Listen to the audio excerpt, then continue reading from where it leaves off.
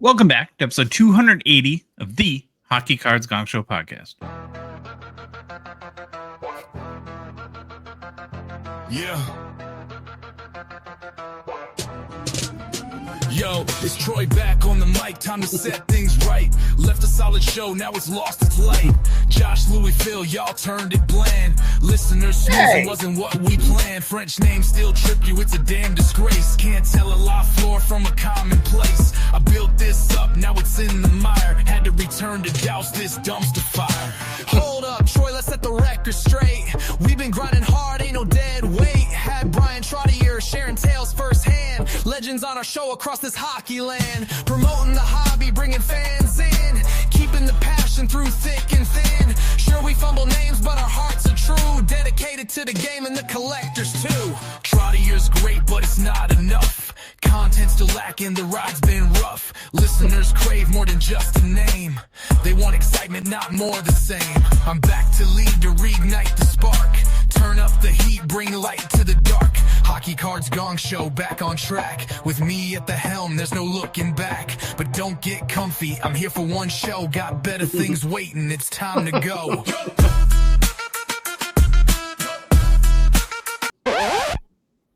Jeez, Troy, aggressive. Aggressive. I wish I could rap like that. Troy's What's up, back. Troy? Hello. Not a whole lot, man. I'm doing well. Decided to make an appearance. Josh reached out like 3 weeks ago, I think, and this was the first day I could do it. So glad to be back. Yeah. Glad to sit in for a 3-hour tour, and let's do it. You picked a heck of a day. Yeah. Nothing big happened today, did it? Nothing happened today. So we should probably go to Phil. Should I just turn the mic over to you, Phil? Do you want to speak to your fans about that, about Ovechkin? Oh, that he did it today? Yeah, he did it like an hour ago, eh? Yeah, well, I was wrong. Alexander Ovechkin broke the record this year. Yeah, good for him. It's awesome. Very good. I think a long time ago I said it. he wasn't going to break it either. So I'm happy he broke it. Very happy. A fantastic piece of history for the game. And yeah, Godspeed to him. Let's get 900. Did you guys see the celebration or when they stopped the game? Yep. Yeah. Still, the greatest part was Gretzky thanking the refs, and the whole crowd just went nuts. Like, boo. Oh, there were some classic Gretzky moments, like when he talked about that Colleen Howe gave Janet a gift. Yeah, and then he forgot Ovi's wife's name. Yeah. I didn't see Wayner talk. Poor Gretzky, because you could tell the panic. He's like, and Alex's beautiful wife. Resorted to that. Yeah, Batman got booed, and then right away Gretzky got cheered. That was kind of funny. Awesome. And then of course Ovi not much of a speech. I suppose when you're Russian and English is your second language, you're not going to go on and on. But I just loved how he was pretty short and sweet. What did he say?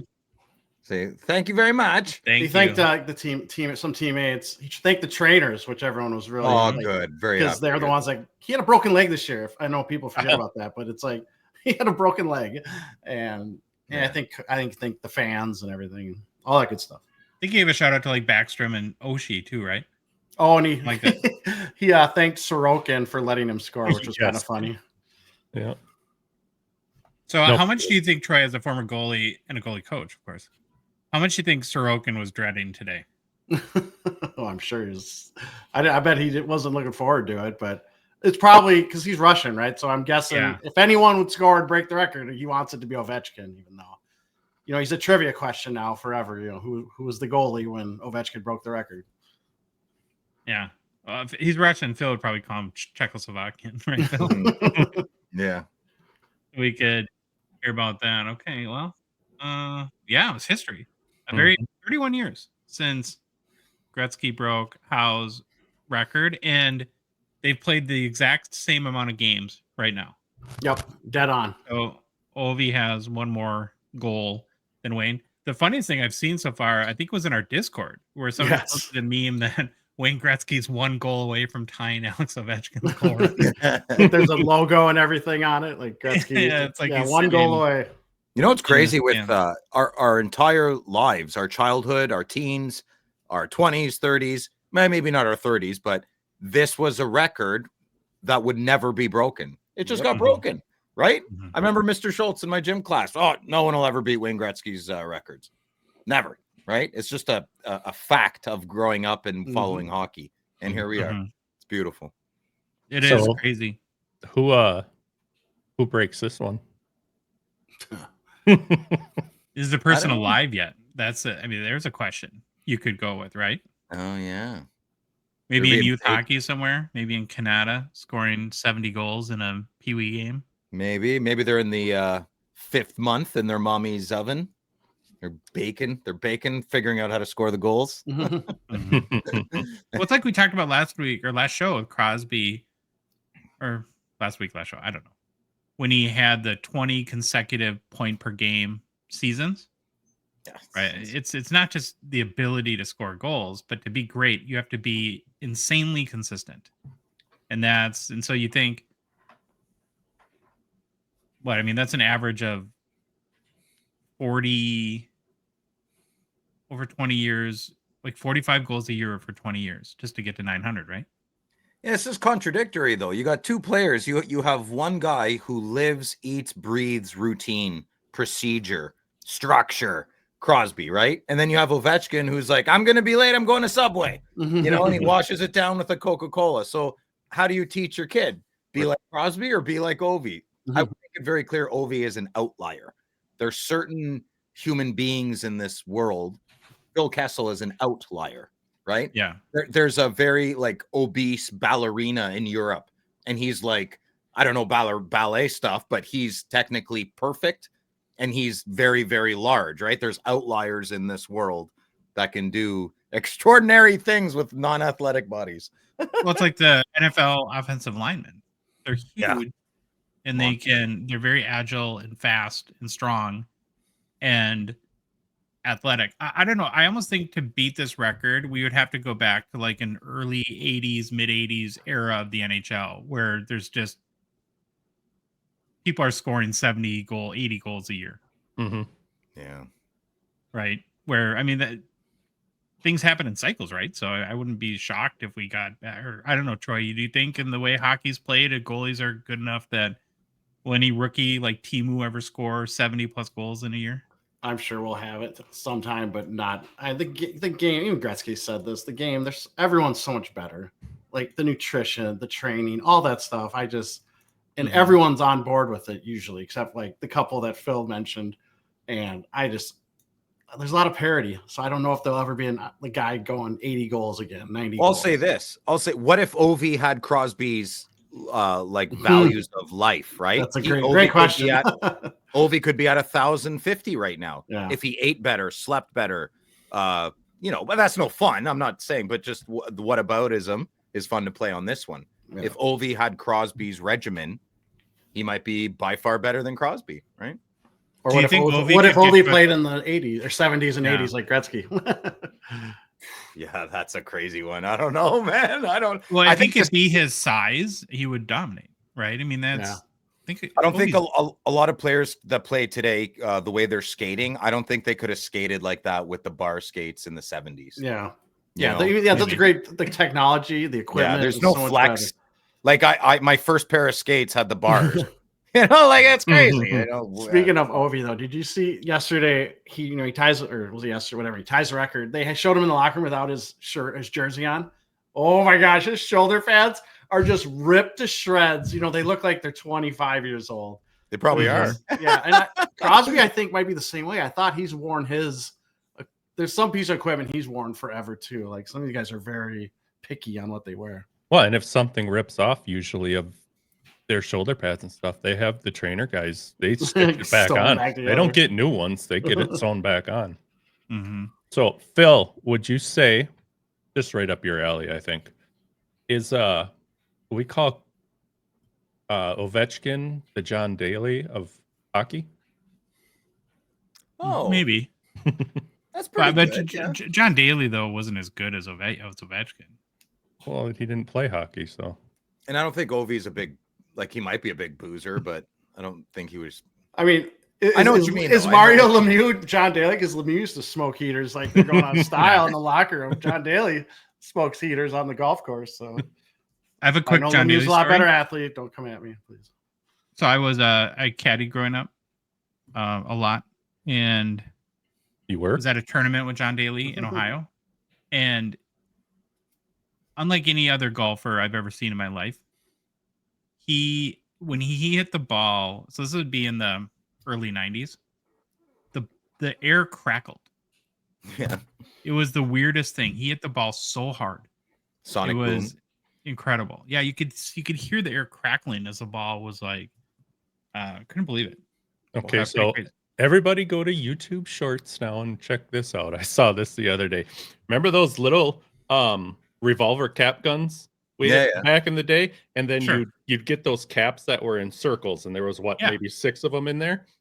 So you tape it or stick it to the front of your driver and then hit the ball at the driving range, and it sounds just like that. Wow. You have to check it out. It's pretty cool.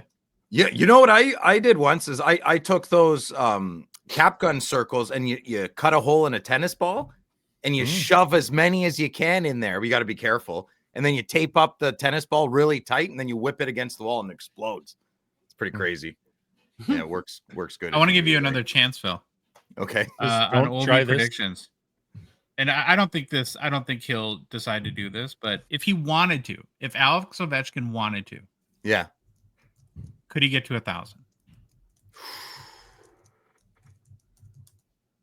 No. You know, like 3 more years. I don't know how. No, not gonna happen. Because I would bet on the human body that it turns off like a light switch. If he's not taking care of his body, I would bet Crosby would get. Give me a scenario like that with Sydney, and I would probably say yes, because that routine and structure we were talking about has longevity to it. The way Ovechkin's living and playing right now, he's playing with fire. So if I was betting on it, no, he's not going to get to 1,000. Troy, do you think he could get to 1,000 if he chose to pursue that? No, I'm kind of with Phil on that. I don't think so. Plus, I honestly think he's retiring, but that's just me, because he had a quote in 2019. He was probably joking, but I had to look it up again. But he said he was going to instantly retire if he ever broke Gretzky's record. Now he's not going to do that with the playoffs, but I feel just, you watch him on the ice. I mean, he barely skates. Right. when he just kind of tooling around, I feel like he looks tired. I feel like he's going to retire, but maybe not. I could be right. If you were Washington, you'd be like, Ovi, we're so proud. And he's like, listen, I want to play 3 more years. Give me a contract. Wouldn't you be like, like, I think we should do it on, right? And you should go have a good life. Like, you know, right. He's like, not that. We're done. It's good. He's not that forecheck, back check heavy guy anymore. I know where to be. I'm going to put myself in that spot. Offensive side, defensive side, make something happen. Yeah.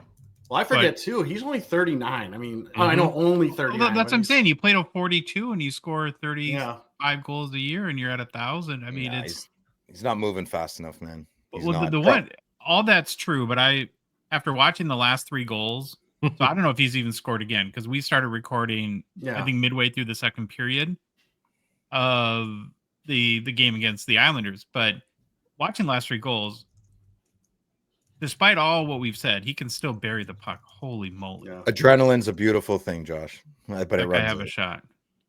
So if he scores 45 goals this year, I wish there's like I'm not a big like better, but wish there's like a fan to a parlay. You could say, like, you know, his final year, will he gain more weight his first year of retirement and goals he scores? 7.8 kilos heavier. You don't know what that means. 2.2 pounds to a kilo. To answer your question, he did not score again. The game is over. It was 4-1. 4-1. See, okay. He's already declining. Any more? We'll get back to Ovi in a little bit, but anything else before we get rolling? No. So we got to talk yesterday. Phil, you had a day yesterday. National Hockey Card Day. I had the best National Hockey Card Day ever. Yeah, I opened a box of O-Pee-Chee Chrome on the second period of the Sens. There's like 8 people just casually on Instagram, whatever, I don't know. And I hit the freaking Wayne Gretzky refractor, my 8th box. It's either my 7th or my 8th, but I'm very happy. And it was on National Hockey Card Day, and the Sens won. Yeah, so it was a great day. Great day. and you happen to be recording it, we posted like to YouTube Shorts, and you had it on Instagram. Yeah, your reaction was pretty amazing. Like you were genuinely shocked that, and then I'm not you a go yeller. into the Swedish Chef Muppets, which was yeah. no, it was the aliens. It was the yip. Oh, yep. Yeah, I brought Sesame Street. Yeah, that was my awkwardness. If you want to know what I am, how I act when I'm awkward, I rehearse Sesame Street jingles. I didn't know how to react. I didn't feel like jumping up and down. I mean, I don't know. It went perfect the way it would. I'm just glad I recorded it, even though it's a little potatoey on the Instagram live. But hey, at least I got it. I've opened most of my O-Pee-Chee Chrome boxes not on camera. I think I've opened 3 on camera and like 5 not. So, and it wasn't bricked either, right? That was the only box I've ever had that wasn't bricked. But of course, the card has minor surface issues, right? Of course it does. Oh my god! But they all do. I mean, it's very rare for those heavy refractors. They're like syrup baked on there, man. So, do you want to recap your Friday nights with Phil then while you're talking? Yeah, it went well. It was great. We had a great guest, Sean. Excuse me, burp there. Sean from Maritime Sports. It's from the East Coast, rumor has it. And yeah, he knows Sylvain from out there, and they do card shows. They're at the same card shows. So Sean was great gift of the gab. He was big into cards when he was younger, took a big break, and then got back into it. So we went over his history there. Dave is my new Sylvain. Dave hasn't missed a Friday nights with Phil in like 2 months. I still love Lashwine, of course, but he's the ghost co-host now. That's what we'll call him. I still send him. I heard from him yesterday. Oh, I got a nasty text from Sylvain. Oh, what did it say? He said, "Why did you do me dirty in your new Friday Nights with Phil intro song?" And I had to say, Sylvain, I didn't make that song. Phil did. You need to take this up with Phil. Yeah, nothing but silence, eh? I like confrontation, and he runs from it. It's not as fun if he's not in the room. But yeah, Friday was good. I am getting a little jammed up with the guests. I don't want to have 2. We're just going to have 1 every Friday. So you know what? It's flattering. We got a list. We got almost a 2-month waiting list now. Wow. I'm flattered. This is great. The people want it. Yeah. And we're going to prank call people too. So stay tuned. I learned how to make phone calls. So we're going to order pizzas to your house. Perfect. Yeah. I like your game. Yeah, the game was fun. Yeah. We did. So I cropped all the hockey cards to just a photograph, and then you have to guess the player. Yeah. That was fun. Okay. Hey, maybe next time let the show roll to the end before you hit end recording. End stream. Did I end it before I? Oh yeah, you were talking, and all of a sudden, boop, gone. I'm like, oh, okay. It's almost better though. It's a cliffhanger for the next episode. Yeah. Is Phil alive? We don't know. Tune in next week. All right. Very quick housekeeping things before we get rolling. Quick hockeychecklist.com update. The new homepage. There's a new feature, trending checklist, that we added to it. I think spices up a little bit. It shows the 10 most viewed checklists on the site in the past 7 days. Updates every couple hours, so keeps fresh. You can now sort by trending also when you go to the browse checklist page too. And then probably the biggest, we've continued to add more checklists. The biggest one though that we'll get into later in the show is the 2024-25 SPX, which comes out on Wednesday. If you have not seen it yet, it's all new. The whole set's been reconfigured. So go to hockeychecklist.com. And then at GP Sports, the official breaking partner for our show, they've already have break spots up for 2024-25 SPX release day at gpsportscards.com. Hurry up, get your spots before they sell out. Grant has posted 10 box, 20 box, and 40 box breaks. Wow. Jeez. You can do random team, select team. They'll be breaking, of course, on the GP Sports YouTube page. So another big week of breaks through GP Sports Cards ahead of us. You going to get in on SPX, Phil, Grant? I'm not going to do breaks, but I'm going to moderate because there's been a lot of riffraff there lately. So watch your behavior. Really? Yeah. Oh, wow. I had to mute Phil's on the scene. You know what I mean? The sheriff's in town. Careful. And then lastly, before we get started, as a reminder that our show, the Hockey Cards Gongshow podcast, is a Patreon podcast. What that means is you can support us and help us grow for as little as $5 US a month. Be one of our first 299 supporters. You forever get that title. It's like a parallel, right? Yeah. You get insider access to the show, access to Discord, which is, Phil, you want to give your lonely men speech again? Or it's kind of my favorite thing now. Yeah. Listen up, gentlemen. Don't act like everything is great in life. We're all smiling. We all wear hats. If you're a father, you know you're last. You're always last. It's a thankless job. Same with the moms, but I know a lot of moms aren't listening. So we're going to talk about dads because that's we are, a bunch of dudes. Come into Discord. It's peanuts. We need a little bit of money to get this show, to give you this show, and we'll give it to you twice a week in audio form. But to do so, we need a little tiny bit of help, but you get so much more in return. If you join the Patreon, you have access to the Discord, a bunch of other duders like yourself, and lots of groups, and you can break off into little groups. Everyone that comes into Discord rarely leaves. Like, what's our retention? Like 98%? Give it a shot. 180%. Give it a shot. If you don't like it, just leave. Just leave it. It costs you $5. It's honestly nothing. Why wouldn't you spend $5 for the potential of a lifetime of friendship? There you go. No, thanks. That was beautiful. We all wear hats. That was my favorite part. Trying to. We all wear different hats during the day, but you should wear your hat at the end of the day. I thought you meant we all wear like hats on our head. We all wear different hats. Okay. Good job, Phil. That was beautiful. Very emotional. Well, if you want to join Phil in our Gongshow Discord and all the great people there, it's very easy to support us. Just go to our website, hockeycardsgongshow.com, click on the Become a Patron link at the top of the page, or skip it. Go to Patreon directly, patreon.com, search for Hockey Cards Gongshow. There's a link in the show description in both the YouTube and podcast apps. And then finally, in our Instagram, TikTok profiles too. Baba Louie, Bobo Louie. We have 2 new patrons since our last show. Why don't you shout them out? First one, Simon R. Welcome. Hi, Simon. Hello. Phil, say something nice about Simon. He likes to do drawings. Yeah, I was too stolen. I'm Simon, and I like to do drawings. Hello, my name is Simon. I like to do my drawings. What did he say? Like, are you a bum looker? Are you a bum looker? Cheeky monkey. Yeah. Cheeky monkey. And then who else, Louis? True Rarities. Ooh. Phil? True Rarities? Aren't those very common? I like you. Thank you, True Rarities. Very, very much appreciate it. All right, now, Louis, Troy used to do the game plan, and now you're going to do it, and he's going to judge you while you do it and give you critiques after the show. I love it. Hey, I even offered to let him do it for old time's sake, and he. Did you guys remember Philip the Hyper Hypo from SNL? Do you guys know that skit? Philip the Hyper Hypo? Oh, it's beautiful. Yeah. Okay. Well, check it out later. Hippos. All right. Gongshow game plan, everybody. First, get to know your Hall of Famers. After that, we are going to get into who's hot and the struggle bus. After that, it's hobby news. Then it's fun facts with Troy. Troy's back with his fun facts. They better be fun. Then we got the Quebec Nordiques Hobby Mt Rushmore. After that, it's new product releases. We'll jump into the Gongshow mailbag, and we will touch on our personal pickups. All right. Get to know your Hall of Famers. Here we go.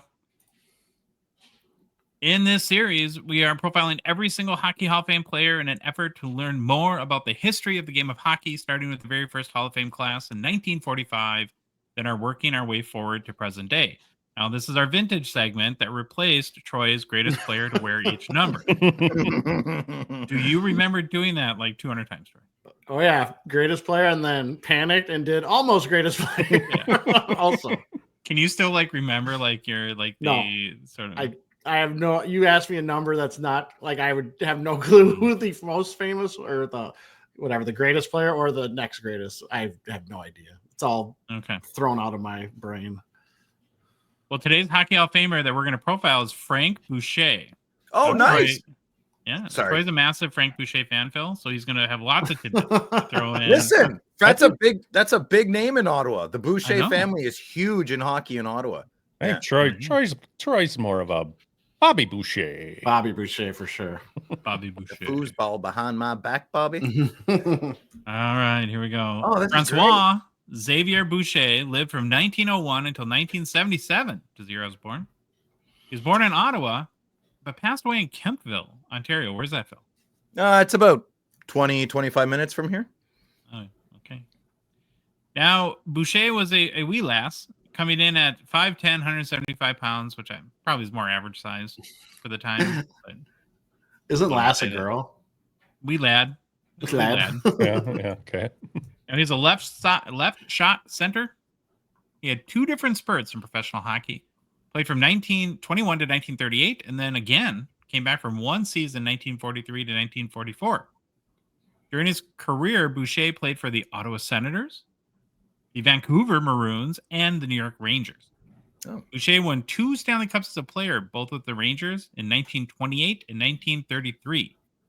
He had 3 other brothers that played in the NHL for a total of 4, of course. Not a math show. Bobby, yeah. One of his other brothers, not Bobby, George. I always want to say George's because the French add the E to it. George. You don't. George. Okay. George. Was also elected to the Hockey Hall of Fame as a player. So that's kind of cool. After his playing career, Frank became the coach and GM of the New York Rangers between 1939 and 1955, where he won another Stanley Cup as a coach in 1940. Why should we care about Frank Boucher? Boucher was considered one of the NHL's greatest playmakers. Boucher led the league in assists 3 times and consistently ranked among top scorers in his era. Renowned for exceptional sportsmanship, Boucher received the Lady Byng Trophy 7 times in 8 seasons between 1928 and 1935, leading him to be awarded the original trophy outright. So how the story went is that he won it so frequently that the NHL just gave him the original Lady Byng Trophy permanently. Just take it, Frank, for God's sake. And then created a new one for future winners, right? So it kind of illustrates the amount of respect he had in the league. In the 1928 Stanley Cup Finals, Frank Boucher showcased incredible toughness and dedication. He suffered a leg injury but continued to play, ultimately scoring crucial goals, including both Rangers goals in the cup-clinching 2-1 victory over the Montreal Maroons. Only afterward did it become known that he played on a severely fractured leg. Suck that, Ovi. You had to miss 16 games. A testament to the grit and determination that Boucher had.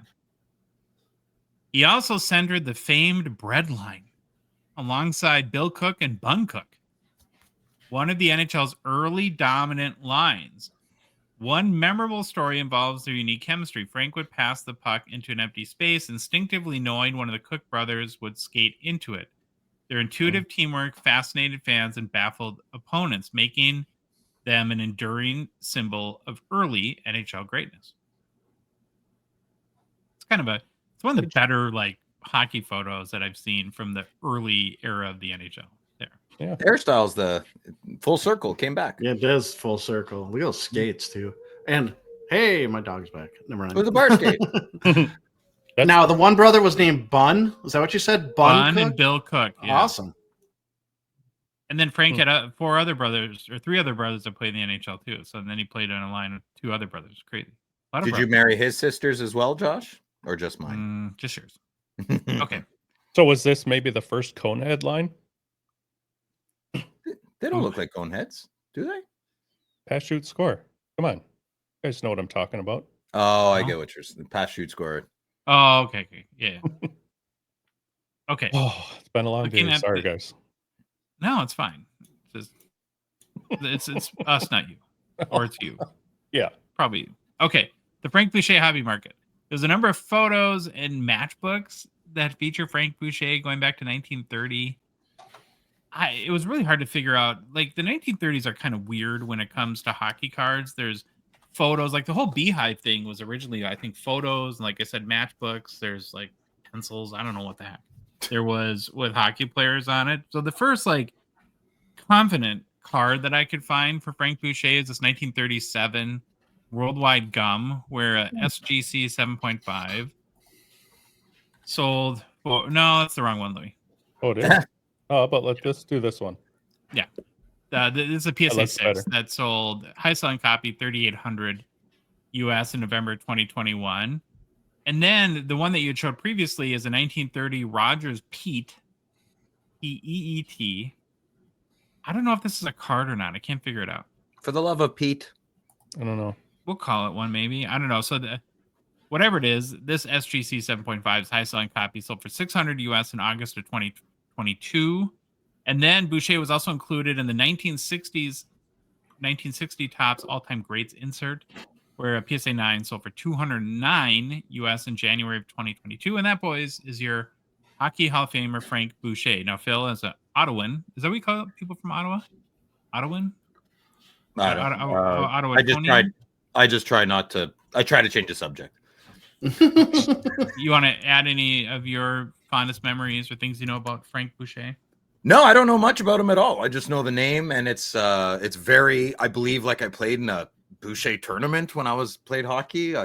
It's just a very, very big name in Ottawa, and I didn't know it was just Frank. I'm glad you brought up his brothers because the whole family. But I'm pretty sure I knew that Frank was the more storied out of all of them. Yeah. Who's the biggest hockey name in Ottawa? That came from here? Probably Mike Gardner. Michael Pekka? No, Mike Gardner's way better than Michael Pekka. Okay. I'd like to give a shout out to my boy Adam Duan. He made it to the show, but he got a bad concussion. So, yeah. I'd probably say Mike Gardner would be the best. I mean, Claude Giroux, but he wasn't born here. Claude Giroux grew up in Ottawa, but he wasn't born here. I believe Mike Gardner was born. What about Dennis Potvin? Is he from there? Well, crap. I guess you win, Troy. Crap. Yes. Is he from there? I did a quick Google search because I know what happens if we don't say someone. The comments are going to be like, "You forgot." So Dennis Potvin, Mike Gardner would be up. My father grew up beside Larry Robinson's sister, but Larry never lived there. I've met Larry Robinson personally like 5 times, but he's not from Ottawa, but he has roots in Ottawa. So, okay. Yeah, I was looking at, Gardner for sure has got the most points. Yeah. Once again, we proved that you're not really Canadian. Yeah, this is quad hockey. So who knows? They got Gardner, Rod Brindamore, Potvin, Doug Wilson, John. Rod the Bods from Ottawa? Oh, I forgot Doug Wilson. Yeah, Doug Wilson. Rod but Brindamore, sometimes they grew up there, but they weren't. They were born like a province over or something. You never know. I'm very Canadian. I'm just not. Even though I've never really left Ottawa, I might not be very Ottawa. Hey, you gave me a test and I smoked it. Let that stand for something. How many provinces are in Canada again? Okay, Louis and Troy, who's the most iconic Twin Cities hockey player? From the Twin Cities? Well, I mean, Hall of Famer is what, Phil Housley? Isn't he like? Yeah, Phil hates Phil Housley. I know. That's why I said it. I think he's got the most points, right? I can't remember where everyone's like. Broughton's no, he's Roseau. Like Twin Cities is the metro area, so. Okay. Yeah, well, I decided Twin Cities because Ottawa's a city too, and it wouldn't be fair to do a state. Yeah. Yeah. Okay. Well, you could do Ontario. Do you want to do the state of Minnesota and Ontario? I think we win. But you have Bob Dylan. Well, you have Wayne Gretzky, who's the second greatest player ever now. We have a lot of them. We have a lot of big boys from Ontario. They left quick. Yeah. Are we ready for who's hot in the struggle bus? I am. Okay. Getting very close, of course, to the end of the 2024-25 season. Only a handful of games left. It's nut up or shut up time, Phil. What are you going to do, Phil? I nut up pretty good. Let's go. Okay.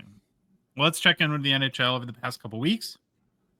See who's rising to the occasion, and then what players are wallowing in failure riding the struggle bus. Because I have the cutest smile, as I've been told by everybody's wife on the show. I get to go first. Wow, we really went deep on this one, didn't you? Well, somebody had to do it, right? So you're such a homer pick. All right, go ahead. Honestly, you could question our legitimacy more than you already do if we didn't go with Alexander Ovechkin. So I'm a little outdated because this morning, of course, he broke Wayne Gretzky's goals record, scoring his 895th goal against the Islanders after scoring 2 goals on Friday night and then declining to score or to go out for the champs at an empty netter. So he passed Wayne Gretzky. Wayne Gretzky, Troy, ever heard of him? Wayne Gretzky? Definitely heard of Wayne Gretzky. Okay, good. Canada's least favorite son lately. was favorite son. Now they boo him all the time. Nah, he's fine. He's fine. Those people will go away. Don't worry. Wayne's great. Now we kind of mentioned some of this, but it's maybe worth repeating that Wayne Gretzky owned the goals record by himself since eclipsing Gordie Howe on March 23rd, 1994, more than 31 years ago. Do any of you guys remember Gretzky breaking Howe's record? I do, because is that the one where he scores? He's with the Kings, and then he does the running. He basically runs down the ice. Oh, is it that one? I know. Is it that one? Or is that the tying goal? I can't remember. Okay. Or none of them. That might be his 2000. That might be his 2000 point. No, I moved that way there. Yeah. I don't know. Well, now, of course, Ovechkin is the greatest goal scorer in NHL history, and 5 goals away from becoming the first NHL player to score 900 regular season goals. Now, okay, what are the odds he gets that done in 5 games left or something like that? He could. Yeah. I mean, he could if they get power plays and he's out there, he could. But no.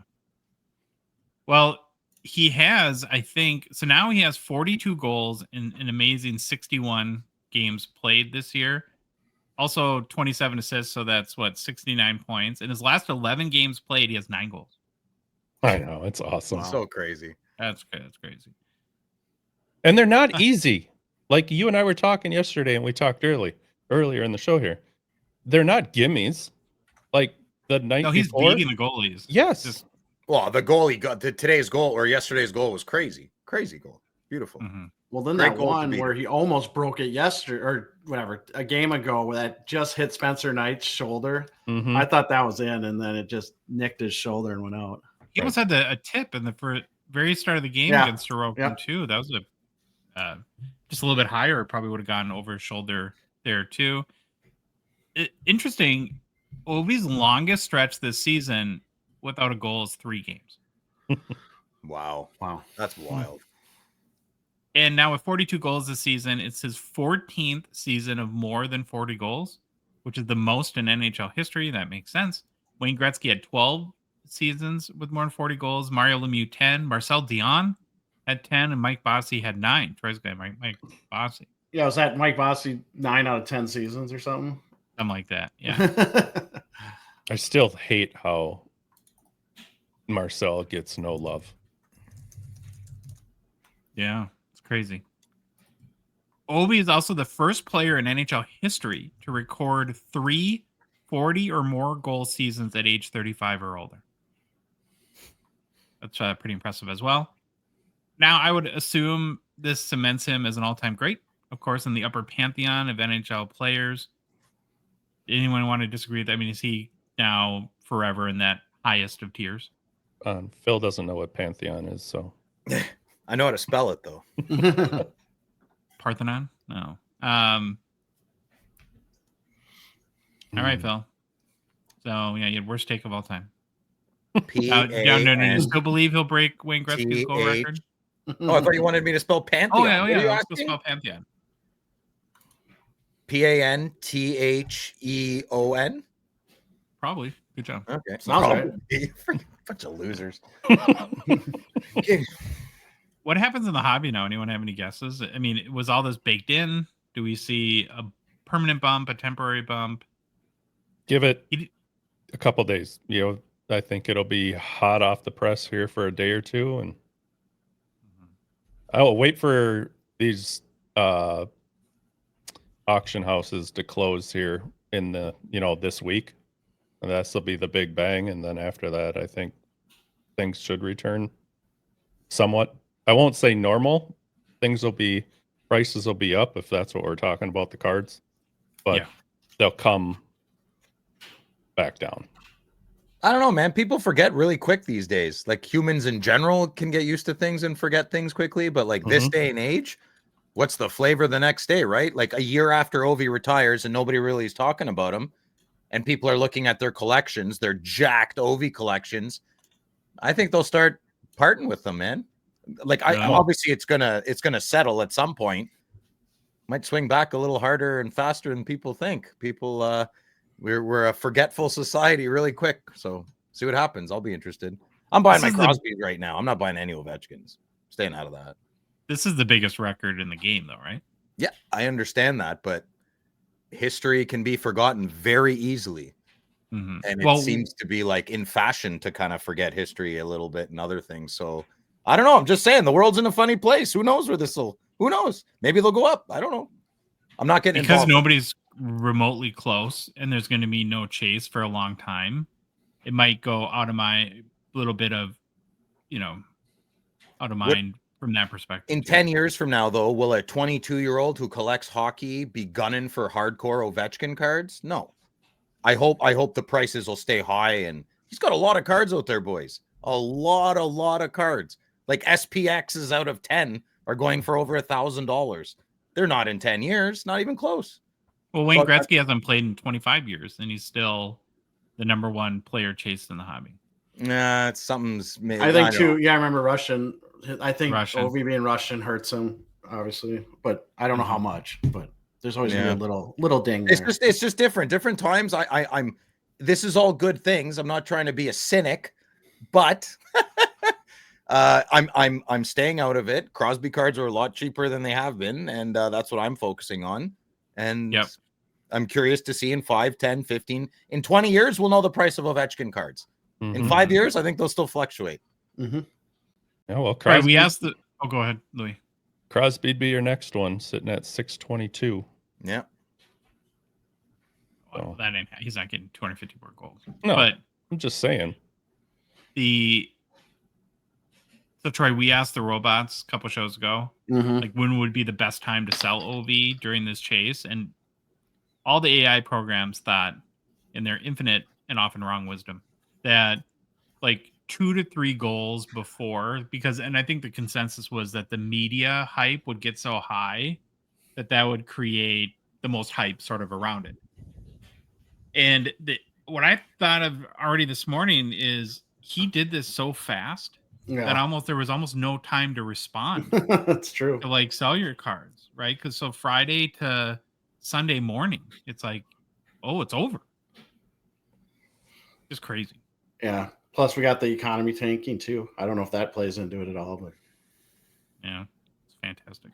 Okay, Alexander Ovechkin, the 2005-06 Young Guns PSA 10 pop, 1314, 1,314, 33% gem rate. Last sold for $4,202 US on April 3rd, down about 19% in the past month. Still up 5% in the past 6 months. Again, these crazy swings in these Young Guns. So 52-week low of 3,049 and a 52-week high of 5,900. Wow. So hopefully, if you bought it closer to the low than the high. Right. Baba Louie, who do you pick for who's hot? My who's hot is this gentleman, hometown guy, Jake Ottinger. Okay, that's a great photo. Yeah, it is. So through April 3rd, Otter's numbers are awesome. He's gone 5-0 with a 1.4 goals against. He's on his way to go 6-0 as Dallas is currently up on the Wild 1-0. He's got a 958 save percentage. So that's 165 shots on goal and 7 goals allowed.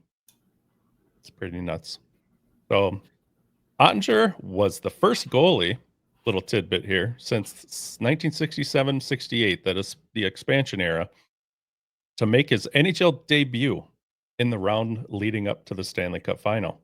It was in Game 2 of the 1920 Western Conference Final against the Vegas Golden Knights, where he came in starting the third period, which ended up a 3-0 loss, but he made 5 saves and had no goals allowed. Now moving ahead to 2021-22, he held the Calgary Flames, who were one of the top scoring offenses in the NHL, to only 13 goals through 7 games. He had a 1.81 goals against average, 0.954 save percentage, and 1 shutout. Now, tell me if you guys remember this, because I will never forget. It was insane.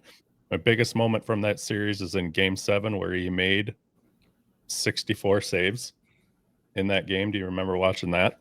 Yeah, people were legit saying he should win the Conn Smythe from one round. They wanted him to win the Conn Smythe, but he didn't. Yeah, that was insane. So now Ottinger signed an 8-year, $66 million contract with the Stars last October. At that time, he was in the top 10 in wins. He was 6th, to be exact. His goals against was 2.49, earning him 7th among other active goalies who had played at least 50 regular season games since 2020-21. This season, Ottinger is 36-15 with 2 shutouts in 54 games played. He sits overall with a 2.45 goals against and a .912 save percentage. Kid is on fire right now lately. He is a 2020-21 Young Guns with a PSA 10 pop of 1,377 and a gem rate of 51%. Card last sold March 27th for $61.50 US. Over the last month, the card's up 4%, but it has been down 22% overall in the past 3 months. Looking over the past year, the card has been all over the place. A 52-week low of $44 and a 52-week high of $122.50. Eesh. Yeah, no, it's all over. Alrighty. You watched Ottinger play at all this year, Troy? You're Troy, you're on mute. Mute, Troy. Had to happen once. Yes, happened once because I had the washing machine or the dryer behind me was making noise. No, I haven't actually watched Dallas a lot, but I always root for him. You know, like Louis said, hometown guy. But then he left and went to a different program. But it is what it is in today's day and age of hockey. So, hello. My pick for this week is Alex Tuch. So far this year, he's got 32 goals, second on the Sabres. He has recorded 27 apples, fourth on the team, which I don't even know why I'm saying that. He has a total of 59 points, and he's third on the team. I'm still going. So at even strength, which is 5-on-5 guys, he has 20 goals, second on the team, and 37 points total, tied for second. So he's been demonstrating his effectiveness in regular play. Over his last 6 games, Tuch has accumulated 9 points, 6 goals, and 3 apples. He has scored at least 1 goal in 4 consecutive games, matching the longest goal streak of his career, which he's done 3 times before. So this streak includes 8 points over 6 games, as noted on April 1st in 2025. He's had a slight uptick with additional points more recently. With 170 shots on goal, he maintains a high shot volume. The boy likes to shoot the puck. He has almost a 20% shooting percentage, well above his career average of 12.3. So I'm bringing a lot of this stuff up because Alex Tuch keeps getting better as the years go on. He's in his 9th year. Or his 8th, I apologize, 8th or 9th. And it took him to his 6th year to get to 30 goals. He's not really slowing down. He gets better every year on a crappier team. So I don't know, man. Keep your eyes out for Alex Tuch. He's playing really well on a disaster team. And we didn't need him. Yeah, we didn't. Gave him to Vegas. Gave him to Vegas. 6 games. Get out of here. We gave him to Vegas in the expansion draft. Why did we do that? Did we say, like, don't draft someone? Here's Tuch. Was that the thing? A lot of teams were doing that. They were trading players to protect ones that they couldn't protect. He's good, man. Like, he's noticeable on the ice. He's a big presence. It's big, pretty wild. So he's a 2017-2018 Young Gun with a PSA 10 pop count of 208 at 47% gem rate. Last sale was March 8th for $60 American dollars. Over the past 3 months, the card has had a growth rate of 100%. Gaining $30 in value. So the 52-week low is $26, and the 52-week high was $65. That's my pick for who's hot. Well, here you go, Troy, and anybody else that cares. The Wild traded prospect Alex Tuch to Vegas as compensation for the Golden Knights, agreeing to pick either Hala instead of another player in the expansion draft. The Wild received a 3rd-round pick. Interesting.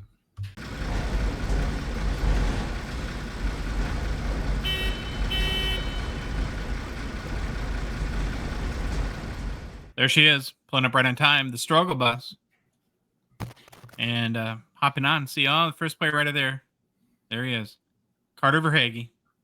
Over his past 9 games, Verhaeghe has 1 assist and is a -6. Is that good? Sure. Okay. Overall, the 29-year-old Toronto native is having a down year for the Panthers. In 76 games played, he scored 17 goals, added 30 assists for 47 points. This is coming off seasons where he had 42 goals in 2022-23 and 34 goals last year. I don't know. What is it? Stanley Cup hangover, do we think? His shooting percentage, you mentioned Alex Tuckville at 20%. Carter Verhaeghe is down to 8.7%. Oh. Mhm. So fill me in, Troy. When that happens, what does that mean?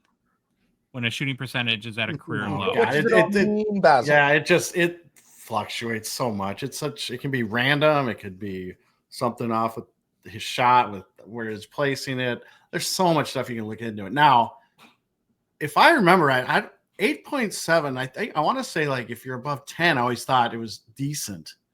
So I mean 8.7. Maybe I'm.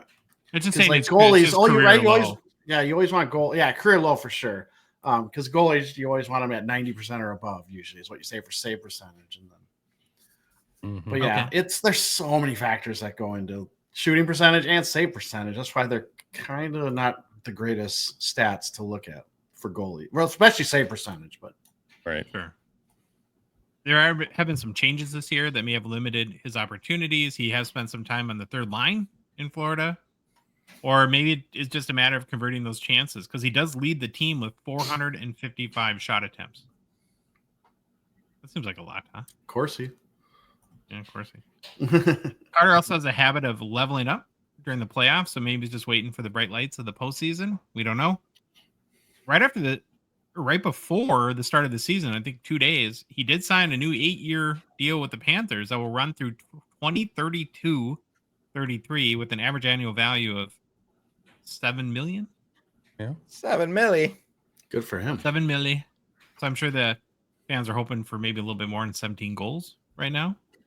What does he play for the Wild? I don't know. Okay, Verhaeghe is a 2019 Young Guns PSA 10, top 345, 64% gem rate. Last sold for $29 on March 31st, down about 10% in the past month.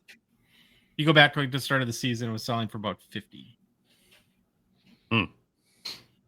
Baba Louie. Yeah. Oh boy, Marco Rossi. He made it on the struggle bus, buddy. Over Marco's past 10 games, he's had 2 goals for 1 assist, and that makes 3 points, right? Yeah. So Rossi's in a contract year, and I really am not sure yet what to think about it. Now, I saw something earlier today that little rumors flying around that I don't know what they'd give or how they'd make it happen, but the Flyers may be taking a little interest in Marco Rossi. Really? Mm-hmm. Interesting. So, I don't know what's going on with him. He's had injuries, could be partially to blame, and COVID, right? Didn't he have long COVID? Yeah, that was long COVID still affecting him, probably. Maybe. Hope not. I have a theory. You want to hear my theory? Yep. I think it's a good one too. I'm dead serious. The Wild cannot develop anybody. Nobody. No.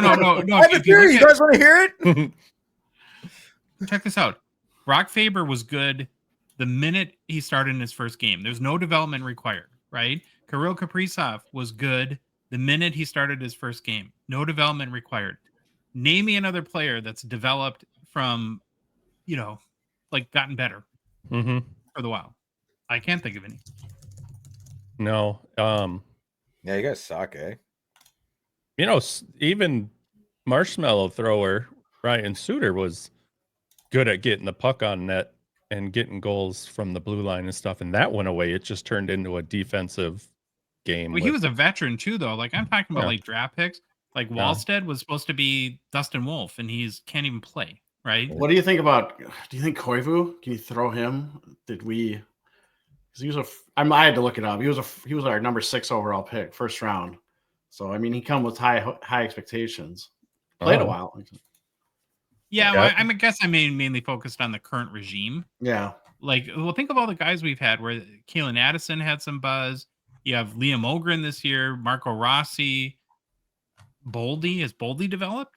Is he better than he was 2 years ago? Anyone? I don't know much I about your don't know. team. It's just I think the it's a real problem. There's no consistency out of anybody on our team. That's the biggest issue. It's always 97 when he can play, but he can't play consistently. So there you go. Right. You good? I'm good. Thank All you. right. Yeah. I feel better. So yeah, like I said, he has injury issues, could be partly to blame. And I think, it probably a lack of confidence that has been affecting him in different aspects of his game, including, him being physical out there and assertiveness on the ice. Something that's a plus for him.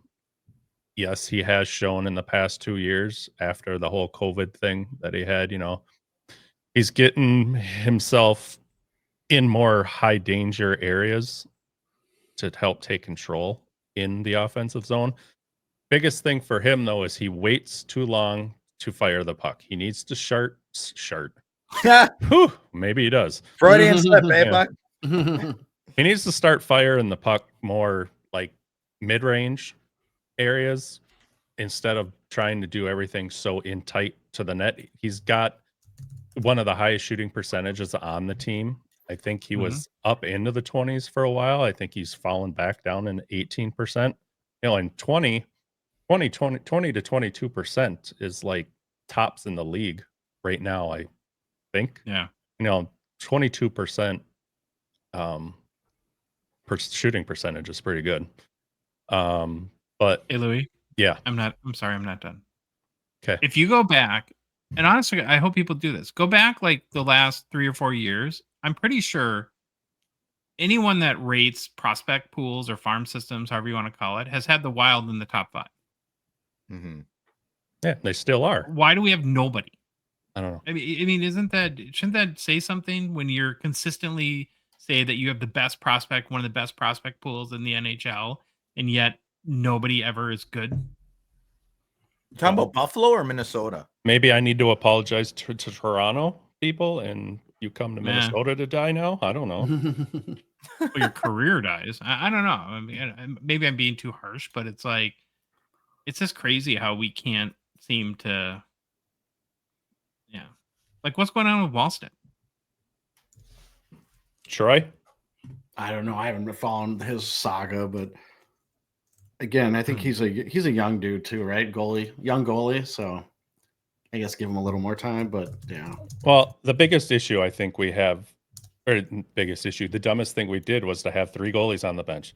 If you weren't going to play them, leave them down in Iowa. I don't get what they were doing with that. With the whole, I mean, maybe it was some cap thing they were trying. I don't know. I don't know what Guerin was doing. I'm sure he explained it in some article that I didn't read, but yeah, that was always an odd choice to start the season. But I will probably blamed it on the Parisi and buyout. We still got to pay the buyout. I think we're off. That's off the books, right? Next year. Mm-hmm. Yeah. I was gonna say with Rossi, if we're gonna trade him or get rid of him, we better do it now or soon, because it means I had a career high in goals. So strike while it's hot, I guess. Okay. Yeah. Well, I hear another little biscuit. I guess I can throw in here. I was reading something about maybe a Mitch Marner possibility. Well, how are you going to pay him? How are you going to pay him? And no, Marner would never come here. I bet he's got a no trade. No way he would come to the Wild. You see his girlfriend? She's not going to Minnesota. Sorry, that girl is not going to Minnesota. Is she a smoke show or what? Oh yeah, she's a 15, man. You never been to Minnesota?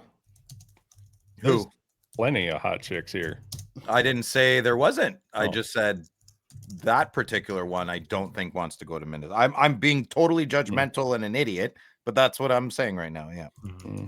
Yeah. Well, too bad. What doesn't matter? I got the hottest one upstairs right now. So whatever. Attaboy, Louis. That's how you do it. All right. Can I pick? Here we go. No, you can't. No. Okay. Anywho, on this season, Rossi's got 23 goals, 33 assists for 56 points in 77 games played. And he's your best player on the team? Well, it seems to be right now. Him and Bolte, the only two I can try to count on. Krill's skating, right? He should be back. Yeah, soon. well. All right, I got to make a correction. Mitch Marner is a free agent after this year. Mm-hmm. Oh. Maybe he was. Maybe he wants to come to us. Right? They tried to trade him. He turned it down. Yeah. Okay, Phil. Now you can go. No, he can't, because Rossi's a 2022 Young Guns. His PSA 10 pop is $505 with a gem rate of 33%. Last sale was March 27th for $50. Now, sales of this card, as I was looking at it, must follow his game to a T, because when he's playing like crap, he's $50, and when he starts to show a little, 80 to 100. So it's back and forth. So pick your poison. He used to be that hot grab, but I don't know. Billy. There we go. Ow. So I'm going to pick on an 18-year-old today. Let's go. Yeah. Sorry, Macklin. I apologize, but you're my pick this week. You've had a good year, but last few games have not been going well. I'm going to guess maybe a physical and mental toll of an 82-game schedule, especially now that we're late in the season. It could be causing the young men a bit of fatigue, even though those young lads should be having more energy than us old guys. But the body's got to get used to it, and in his last 5 games, Celebrini has recorded only 2 goals and an assist, totaling 3 points. Buddy's Jeez, Bill. Buddy's a -3 as well. Listen. This is a dip. This is a dip of his season average of 0.86 points per game. He's not on fire. He is smoking out. Okay. So his teammates kind of suck too lately. He's been relying on players like Tyler Toffoli, who sucks, and Mikhail Granlund, who I don't need to pick on. The person knows why I'm saying that about Toffoli. I got beef. Yeah. I know. Anyways, so this may have limited Celebrini's scoring opportunities as the stream struggles to generate any type of sustained pressure. Celebrini missed 12 games earlier this season, in October to November, due to a lower body injury sustained in his debut. So he's been healthy since, but maybe the lingering effects on his body have made him have some cautious play, which could be impacting his performance. His 51 block shots this year, and he has 32 hits, suggest he's still very engaged defensively, but offensive slumps can occur with a little bit of less jam, especially if you're hurt. I think he'll be okay. Honestly, it feels like I'm just picking on a kid here, so we should probably move on. Celebrini is going to be great. He's just not as great as he has been all year right now. Yeah. He's a 20-24-25 young gun, PSA 10 pop count of 15 with a 32% gem rate. No, okay. Is that accurate? The last sale was $1,000. Yep. What's the first young gun PSA 10s? Yeah, that's crazy. Average sale, so $1,000. Bald Eagle bucks. Average sales price to date per Card Ladder sales data of 4 PSA 10 sold for $861.50. That's wild. Wow. Yep. That was great, I think I agree with you completely. I don't know how we can expect him to even last in the NHL if he can only put up 3 points in 5 games. The way he's trending, he's in the minors next year. Oh, then Bedard should quit. Do we need to have a meeting after the show and explain this segment to you? No. I didn't want to pick. I don't like it when we constantly pick the same players. I feel that's very boring. Well, I was going to ask it's been a while since I've been on the show. Is our favorite Laffy? Is he still? No, I looked at him. Laffy's just he is what he is. He'll 60 points a season probably. Guy. If you've noticed, I haven't picked any players twice this year. I think that's important because that's easy, right? No, you need to do. We're doing a good job dipping around. Not like when we picked Huberdeau, like every single when he got to the whipping boy. The show's whipping boy. Yeah. It's good. Slab Sharks is a Gongshow partner sponsor. We're grateful for their support of our show. The current Slab Sharks weekly eBay auction is live. Ends this upcoming Thursday night. There's 3,700 cards to choose from in this week's auction. It's going down. It's a banger. Yeah, like 200. Head to slapsharks.com to mark your favorites, get you those early bids in. The 4 of us lonely hobby men, as Phil likes to call us, had nothing to do because I guess we're so lonely. So we each come through the Slab Sharks auction this weekend and picked out a couple of our favorites. Did you comb through it or did you go home or again? I combed through it. Okay. I had to pick. I'm obligated. It's my duty as an American and a Minnesotan to pick this 2023 Upper Deck Extended Series Logan Cooley Young Guns. Yeah. Gold Outburst 101. You see the price of this right now? No. I'm gonna look right now. It's gotta be going for big bucks. Make sure you're sitting down, Troy. Well, I know you. You probably are sitting down, but it's crazy. Okay, sorry, Josh. Go ahead. Oh my gosh! Yes, you're right. Holy cow! What is it? What is it? 10,200 in Canadian funny money, in US 7,176 in US dollars. Wow, nuts! What? People know Golden Gophers when they see them. Row the boat, Sky Yuma, go Gophers. Most hated college hockey team in the nation. Who couldn't even beat UMass? Nope. Well, these are like, this is the card now in the hobby. Yeah. Right. Now, here's the question. Will this sale exceed the 2 highest selling gold outbursts so far? So the number 1 spot goes to Marie-Philippe Poulin of $14,046 US dollars. And then the best high selling NHL players are boy Shimmy Shakes, Lane Hudson, who went for $13,515. And Hudson's Montreal, right? Yeah. Oh, yeah. No way, right? No way this beats his card. No, it's not going to double. It won't double. Unless it's like a stalker, like Marie-Philippe Poulin's person. Like those PWHL girls, poor them. They got like the incels buying their stuff, you know? Like, I bought your 101. I love you. Is this where I show that I have that card? No, I'm just kidding. I don't know. I'd get security for those teams, man. Some guys these days, crazy out there. Because of the PWHL set that came out and knowing her cards, like I definitely now know the name Marie-Philippe Poulin. I could not pick her out of a lineup of 2. Yeah. Honestly, it's like so she's like a big like Canadian Olympic hero, right?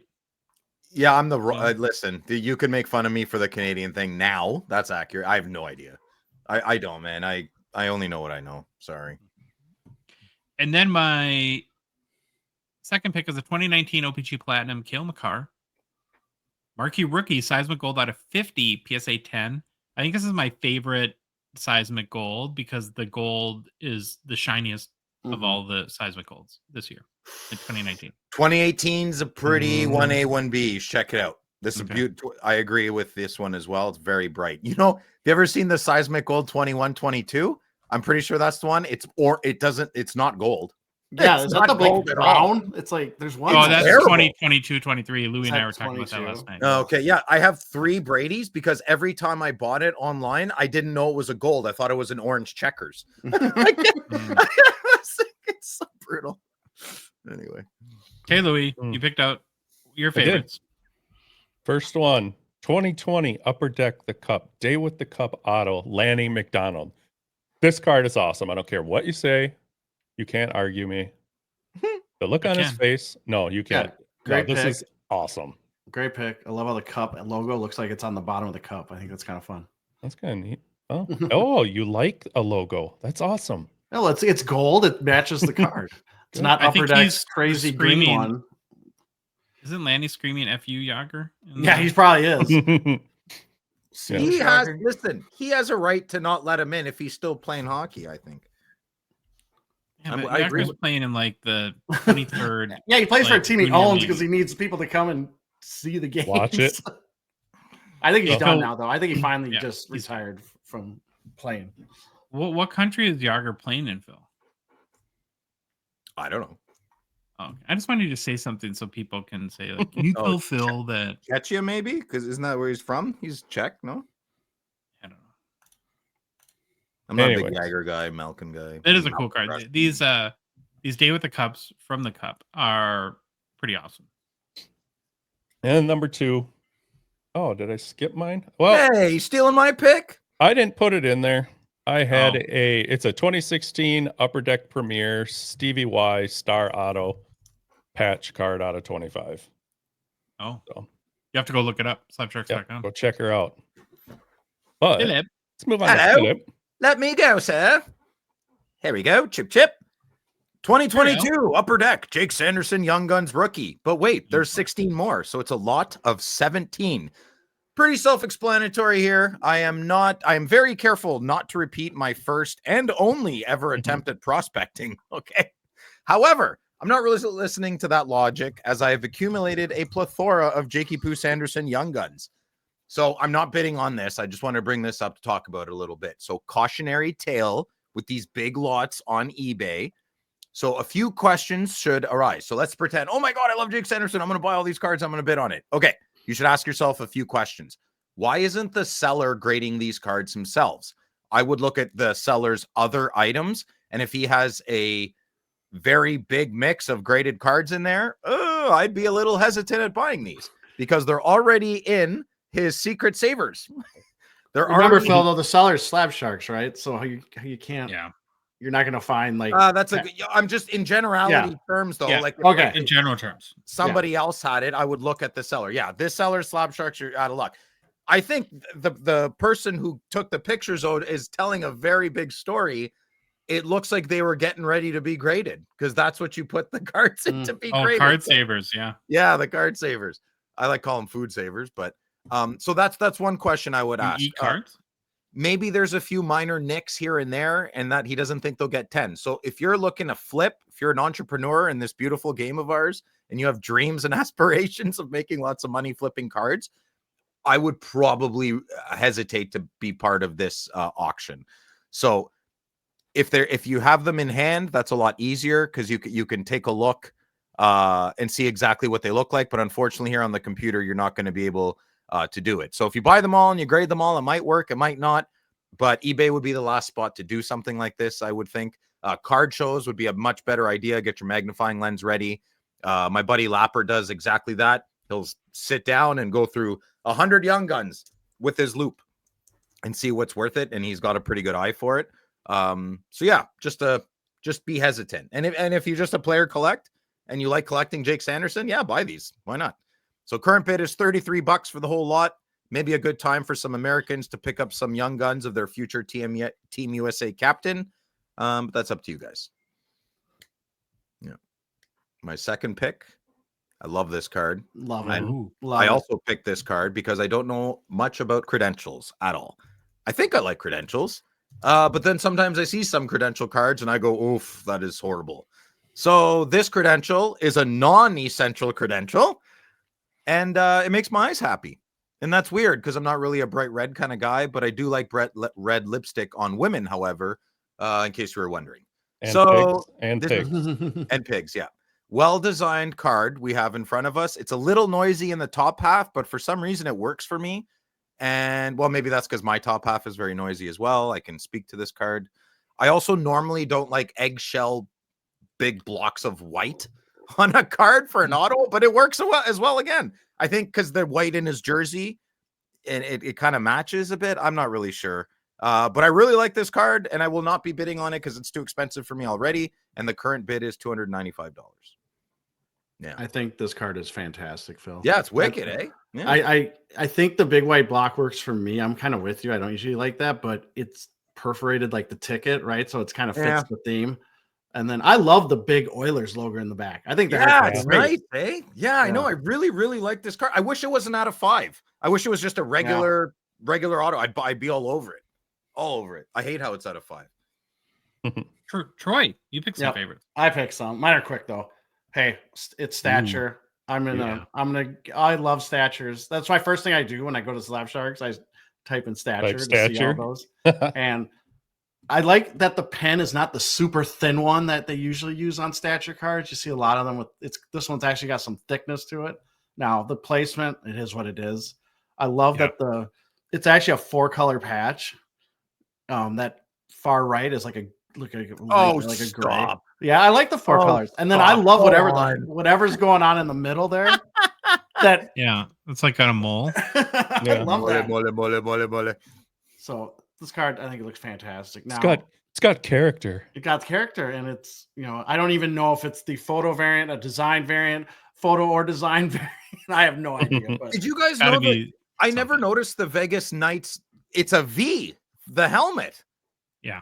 Oh, I never knew that. I just noticed that today. Yeah, this morning. I was like, oh, the helmet's a V. Cool.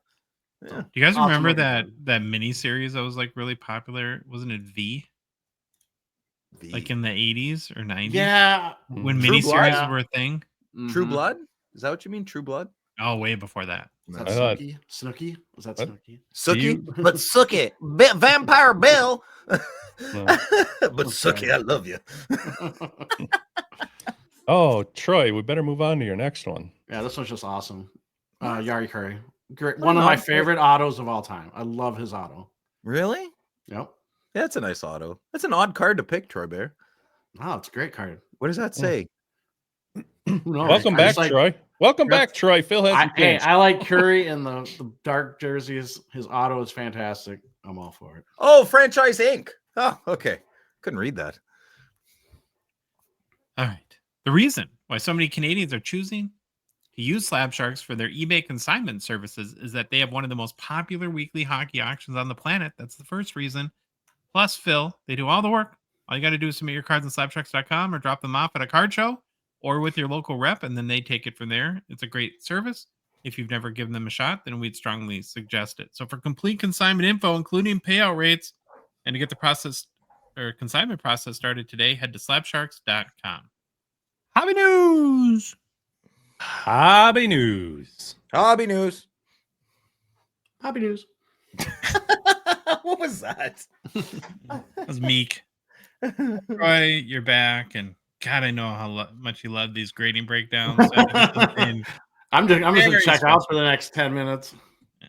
All right. Well, it is interesting stuff. So we're gonna look at the March grading recap from GemRate. See what's going down in the world of grading. We'll start out with the most total cards graded last month. And in a shocking development, PSA leads the way with 1.47 million cards graded in 1 month. That is up 2% month over month and 10% year over year. SGC is second, 248,000, down 13% month over month, but up 34% year over year. SGC at 174,000, up 19% month over month and 18% year over year. And then, a glimmer of hope for Beckett. 69,000 cards graded, up 30% month over month and 4% year over year. Oh, we're coming. No, they're not. There's an asterisk. No. Oh, what does it say? Like 14,000 of those cards or 25,000 of those cards were graded. No, sorry, 15,000.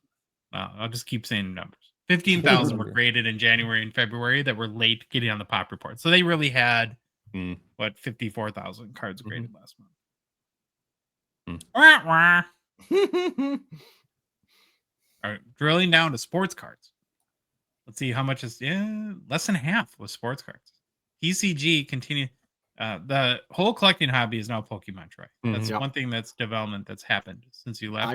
I did know that because of the Minnesota Monthly show creating their own TCG show because it got kind of out of hand. It was dominating the sports card show. So yeah, was it 2 months ago, Josh? We went to the last one or 2 or 3. Dude, Troy, oh my gosh, it was all Pokemon. Awful. Well, and then, Troy, they even went a step further in that now there's the TCG only show and a sports card only. So they kicked TCG out of the sports card. Yep, they did. Which is, I think, a good move. Okay, look at that sports card. So PSA graded 688,000 cards last month, up 1% month over month, but down 16% year over year. Crazy. SGC was number 2, 167,000 sports cards graded. Solid growth, up 17% month over month and 28% year over year. Beckett, which is another asterisk, third, 28,000 cards, but 14,000 were from prior months. So Beckett only graded 14,000 sports cards last month. Wow. They graded less sports cards than CGC, which is a TCG company, basically. Had a total of, and CGC had 21,000 graded last month. So when you look at collectors, slabs. Sorry. No, good point. Jumping when you on look at collectors holding, so which is the company that owns PSA and SGC, they graded. So in total, 904,000 sports cards were graded last month, and 95% of those were graded by collectors. So they have a 95% market share. Now, looking at the category breakdown in sports, Of the 904,000 sports cards graded, 35,100 were hockey cards. So 4% of total sports cards graded were hockey cards last month. It's pretty teeny tiny. We won above soccer, though. Yeah. The top category last month was baseball with 335,300 cards graded. So about 37% of the total sports card graded were baseball cards and 4% were hockey cards. Pretty wild. Now, in looking at the top cards graded by PSA, there is one hockey card on the list. Kind of interesting. The 9th most graded sports card by PSA last month was the 2024-25 Shimmy Shakes Young Gun. Lane Hudson. Now that the Calder steam is heating up for him, maybe people are shipping more in. Check this out, though. The gem rate on the 700 cards that were sent in from grading was last month for him was 27%, and he has a 28% overall gem rate. So it's pretty low.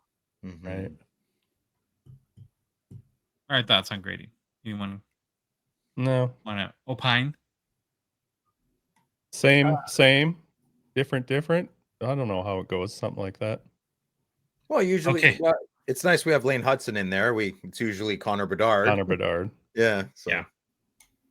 And I wasn't being funny either when I was serious. I mean, soccer's huge in the world, and we've always been. I say hockey's always been behind soccer, and for it to barely, it was barely, if I remember right, above it, but it moved up finally. Yeah, they're usually neck and neck. Still small potatoes compared to baseball, football, basketball. Okay, next story is a story we never want to do, but we have to because it is impacting the hobby. We have some more tariff updates. Now, we are Switzerland when it comes to tariffs. Right, Phil? You got it. And so this is not political at all, but it is starting to impact the hobby. So ComC posted a day, I think on Friday, to their Instagram that they've been kind of eating the tariffs to this point, but now that the reciprocal tariffs have been put in place and that it's for an indeterminate amount of time, that they can no longer do that. And so the duties, the cross-border duties for any order shipped to Canada are going to have risen from 5% to 30%. Phil, you're never getting your cards from ComC. No, I don't. Listen, none of this matters to me because it's still always over $400 to ship my cards. That's what I was saying. They could eat those tariffs for a while because they nickel and dime you every other spot they can on that site. It doesn't. When I was young, there was phone numbers you could call. ComC has a phone number and it tells you to go to their website. There's such a lack of accountability for all these. It's just nuts, man. Anyways, but I love ComC and I can't stand ComC at the same time. You're like, yeah, I'm kind of the same way. I went down, near my end of the run on this show. I was starting to use it a lot more, and I actually liked it. But then, you start looking at all the costs. And I'm like, geez. Cost me $8 American to send it to Louis' house. The cheapest option for me was $179.99 plus the duty fees at the border, which would have been like they like 60, 70. Or $8 to Louis, and the duty fee you don't even know, right? Until they throw send you a note. Hey, you also owe this on top of everything, and then you just fight it later. CBSA. It's an apps. So when I saw that, none of it matters. None of this matters. Canadians always have a problem with ComC getting their cards, and if you don't have a problem with it, and you think I'm crazy, I'm ordering more than 6 cards to my house. Yeah, just saying that. Yeah. They went as far to say to recommend to not ship at this time and leave them in their warehouse. But that's no fun, though, too. Like when you buy a card, unless you're a flipper guy, you want to see it and enjoy it. But how many people work for ComC, you think? Like 10? Oh, no. They have millions of. I'm not talking about pickers. Cards. Pickers is one thing, but I'm saying like is there one floor of an office? The email's back. I mean, it's a Twin Cities guy that founded it. Yeah. Well, they're in Washington. Right. I think like probably connected to Microsoft or something like that. They have 9 job openings, Phil. There, we'll use that, and we'll try to figure out how many they have. It's all for poor Ian and customer service. I've never had another email from other than Ian from customer service. Well, they do. They're looking for a content creator, Phil. I think. Oh yeah, no, I can make content if I believe in the product. I'll leave it at that. Algona, Washington. Okay, sorry. So, well, if you think about though, every e-pack card's at ComC, and that's got to be in the tens of millions that they have in their warehouse just from that, not even other stuff. Next company to chime in is Beckett, and they're communicating to Canadians that basically you're just going to be responsible for any additional tariffs. Not the best worded, I think. They said, oh, sorry, but you're going to have to pay them. And then I contacted our guy, Brad Hartland at PSA Canada. And I said, well, with the new reciprocal tariffs taking place, what does this mean for PSA? And his was like, nothing. Business as normal. All full steam ahead. So they were able to figure out a workaround, I guess, and Beckett was not. I can't imagine that. Again, I think Beckett needs people to use them and opportunities to show their service, and I can't imagine anyone in Canada is going to submit through Beckett now. Right. I think Sylvain likes Beckett still. Well, now with 30% extra tariffs. Yeah, no, he won't do that. Or 25%, whatever it is. Yeah. So there's your tariffs update from Hobby Switzerland. No, that sucks. Oh well. We'll get through it, guys. We'll figure it out. We'll find a way. Well, we have something more fun. Yeah. Now, Troy's back. Time to bring it back. It's fun facts time. Oh yeah. I was like, how am I talking? Like, is there a delay? I was so confused. I wanted to say, look at my cartoon. I like it. Yeah, it's nice. All right, Troy. Conch is yours. It is. It's fun facts time. I wish I could have that soundbite. I'll play that all the time. Time to bring it back. It's fun facts time. There you go. Good job, Troy. Okay, let's get into it. No Ovi Gretzky facts. We already did that previously, and then Josh did the summer when we were talking about Ovi already. So, well, you know what, though, Troy? Phil does have he does have a Gretzky thing. Wayne Gretzky on steroids? But I don't think that's been proven, so we should probably. I don't think Wayne was on the juice. No, not Wayne. Not Wayne. He was too worried about gambling, right? Yeah. Oh, shots fired. Okay, fun fact number 1. So NHL PR. That's my favorite Instagram site. That's where I get all my fun facts because they are on top of everything. So here's the first one. Okay. Cale Makar, our favorite next Bobby Orr player. That's all we hear about him, or we did hear about him. I don't know how much they say that anymore. And this is Bobby Orr. Yeah. There you go. It was posted on Saturday. So Makar is only the second defenseman in the past 30 years to reach the 30 goal mark. There you go. I thought that was pretty interesting. Yeah. And then I started thinking about it. I was like, well, I can't name anyone else who reached this, so that's probably right. But as a kind of trivia question for you guys, any guesses on who the other defenseman is that reached the 30 goal mark in the past 30 years? I think I know. Can I guess? Yes, go for it. Brian Leach? Nope. And I will say it's not a household name. It's not Mike Green. There you go. Phil got it. It is Mike Green. Yeah. With the Capitals, 2008-09. Yeah, he was crazy, man. And then he disappeared. Yeah. So I was kind of shocked by that. I mean, I heard that it was one of those guys. I've heard his name. Couldn't tell you that he was the other guy. But anyways, and so also they were posting some stuff with Makar on his NHL Edge stats, which is the NHL's advanced stat site, it's kind of weak, but it is what it is. Good thing they're trying to do something. This season, Makar leads defenseman in 20+ mile per hour burst at 200. Wow. Mm-hmm. Take that for what it will. Fast guy, I guess. He leads all NHL players in long range goals with 10. Now, your first question, you're like, well, what's a long range goal? Well, I got you. Per the NHL, the area more than 43 feet of the center of the goal while still inside the offensive zone and bound on both sides by an imaginary line drawn from the face-off dot to 2 feet outside the goalpost. I'm sorry, what? I know. Exactly. If that sounds confusing, I just imagine it. If you've ever seen a diagram of shots on net, sometimes you'll see kind of a home plate area. Think of it as like outside of that home plate area is how I'm kind of thinking about. How far is the blue line from the goal, from the net? Great question. I would 75 feet. There you go. Louis got it. 75 feet. So there's our long range goal stat. And then finally, Makar ranks second in total miles skated this year as of when I looked this up yesterday, 291.6 miles. How do you even figure that out? That's crazy. Yeah. Advanced analytics. Yeah. I couldn't find who was first. Now I can't remember if the NHL, if they're doing, because I think SAP does all their advanced stuff, and I don't know if they make them where, if you ever seen soccer players, they'll take off their jerseys and they have like a man bra on, and they have little trackers in the back.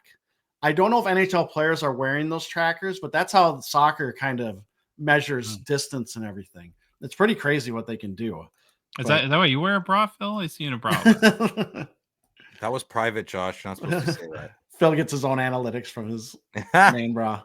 Okay. So that was our first fun fact. Let's look at Makar's Young Guns.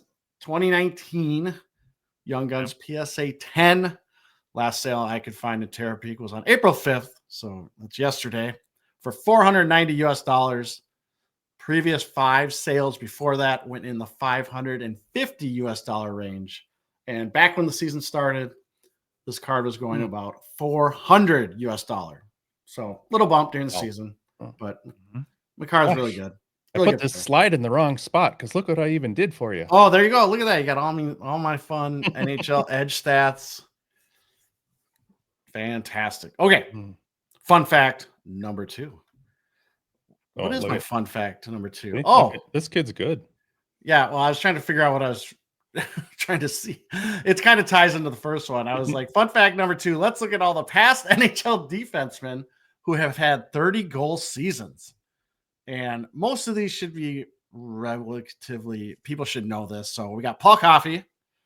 He did it a lot. He's pretty good. Helps when your team's stacked, but he was definitely an offensive defenseman. We got Bobby Orr.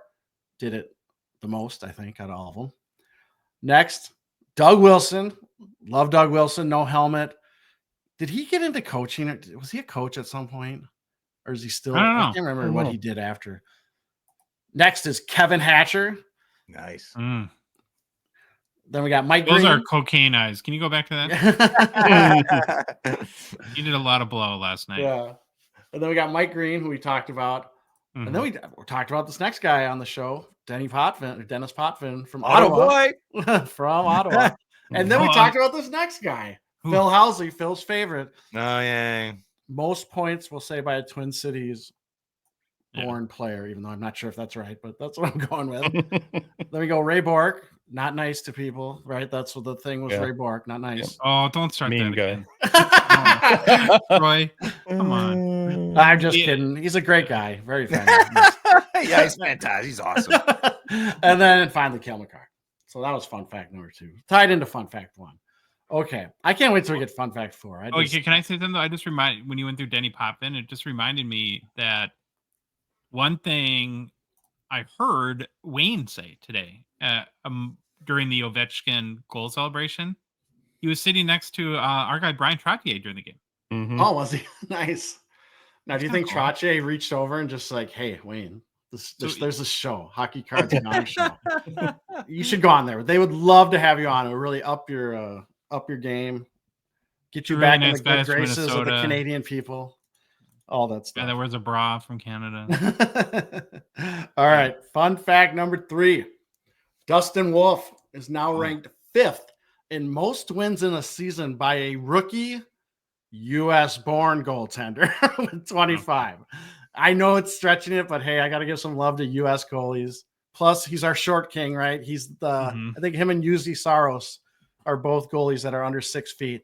So we got to give them some love. And Oh, thank you for putting the list up here. You got it. Because I just had a panic moment. But here's the other U.S. goalies: Jimmy Howard, Frank Brimsek, Ryan Miller, Tom Barrasso, Dustin Wolf. Barrasso, I loved Barrasso. Ryan Miller, just I don't know. I wasn't the biggest Ryan Miller fan, but during those eras though, too, when those guys had like 37 and 30 wins, that's when you predominantly played one goaltender, right? So if they were named the starter out of the season, yeah, I mean, for sure, like Barrasso but again, it's like it's so funny, like American goalies, and then you look at Canadian goalies and Finnish goalies, and so. But America's coming back. I mean, Canadian goaltending is actually in the kind of in a lull, we'll call it. Yeah, we know. Yeah.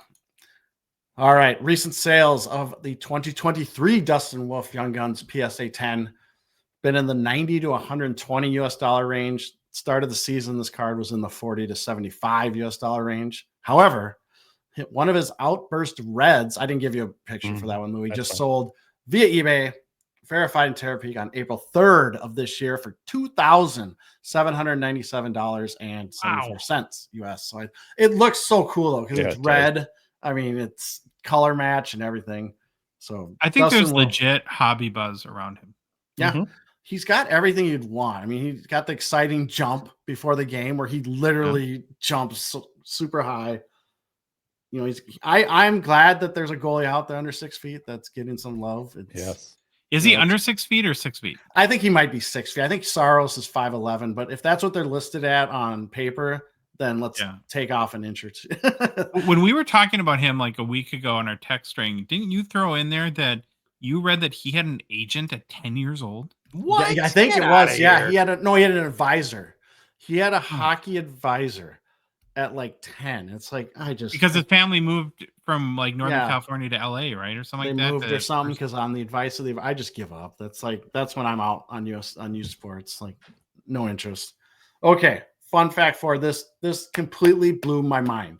Nick Suzuki became only the second player in the past 25 years to reach the 80-point mark for the Montreal Canadiens. Wow. What? That's it. Wow. He's the second. Now play the guessing game. Who was the other one to reach the 80-point mark? No idea. Now if you're looking at the outline, I just highlighted it. Who's well, everyone was so excited about Patrick Laine, so it's got to be him. No. Hold on, can you get a hint? Russian, probably. I think. Also Euro. Yeah.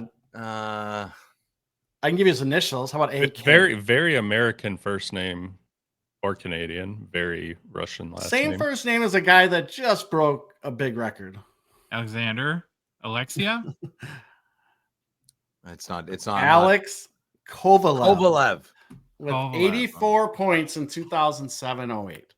So to me, that is amazing to me that the Canadians, the past 25 years, have only had two guys to reach 80 points. And it was actually pretty interesting because I was on the NHL PR Instagram site. So I started reading through the comments. I was curious what people were saying.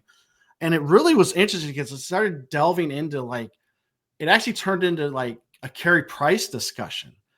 And I've never been the biggest Carey Price guy. I didn't watch him. I didn't watch Montreal that much, but a lot of people in this thread were saying that's how good Carey Price was.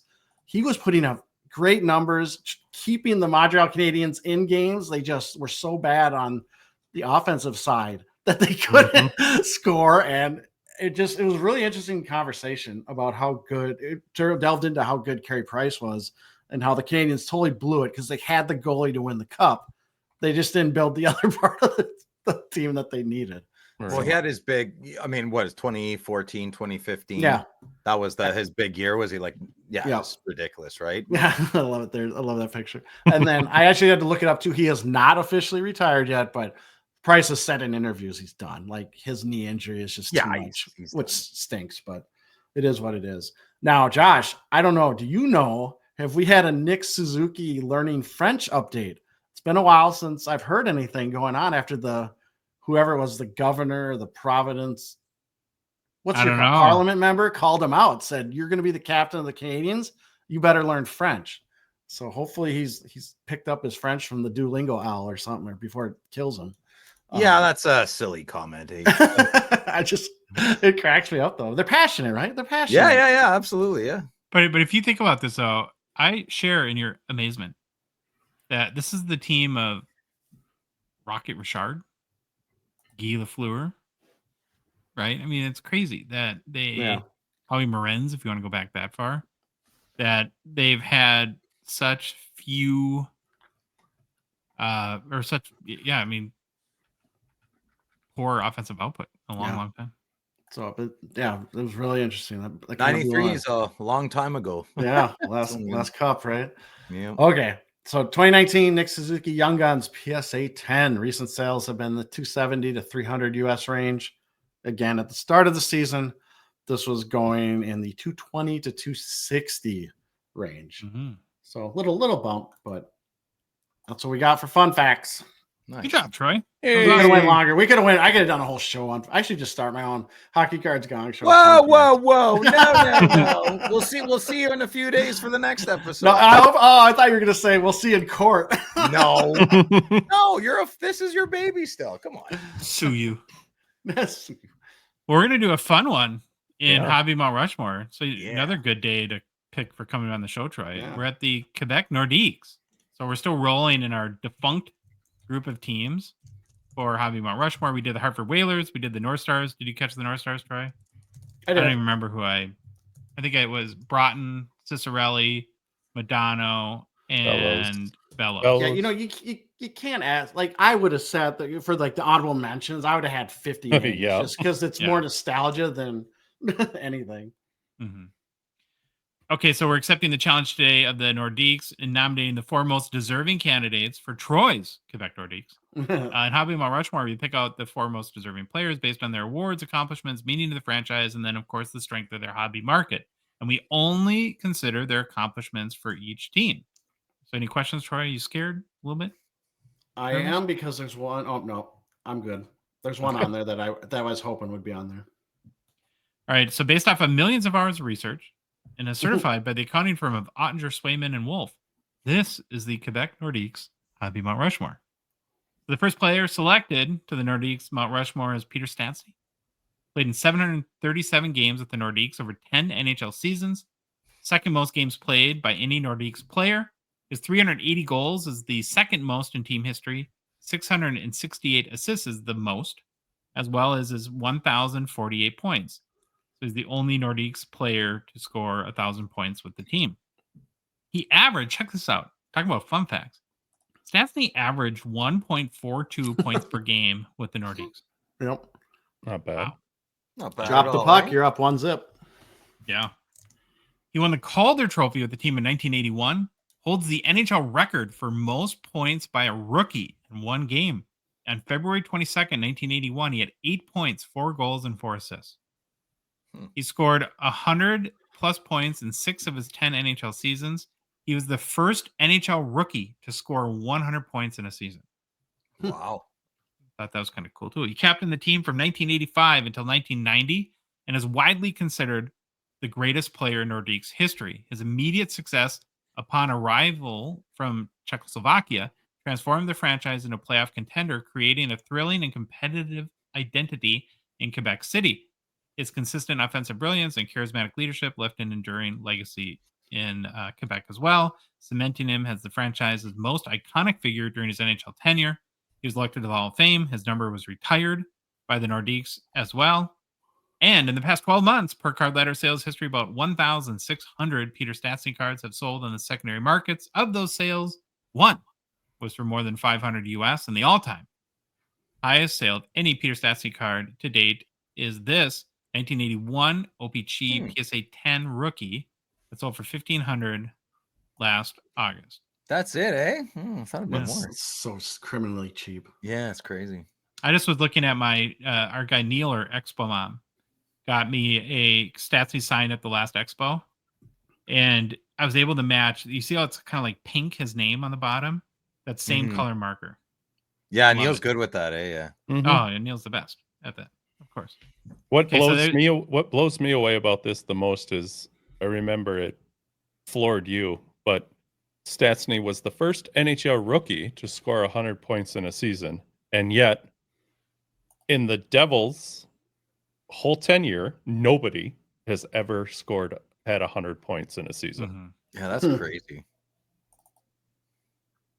That is cool. Joe Sakic is the next player on the Quebec Nordiques Hobby Mt Rushmore. He spent 7 years in Quebec City before the team moved to Colorado in 1995-96. Played 508 games, which is 8th most in Nordiques history. Scored 234 goals with the team, 4th most. Added 392 assists, which is 3rd most. And Sakic, 626 points, is 4th most in team history.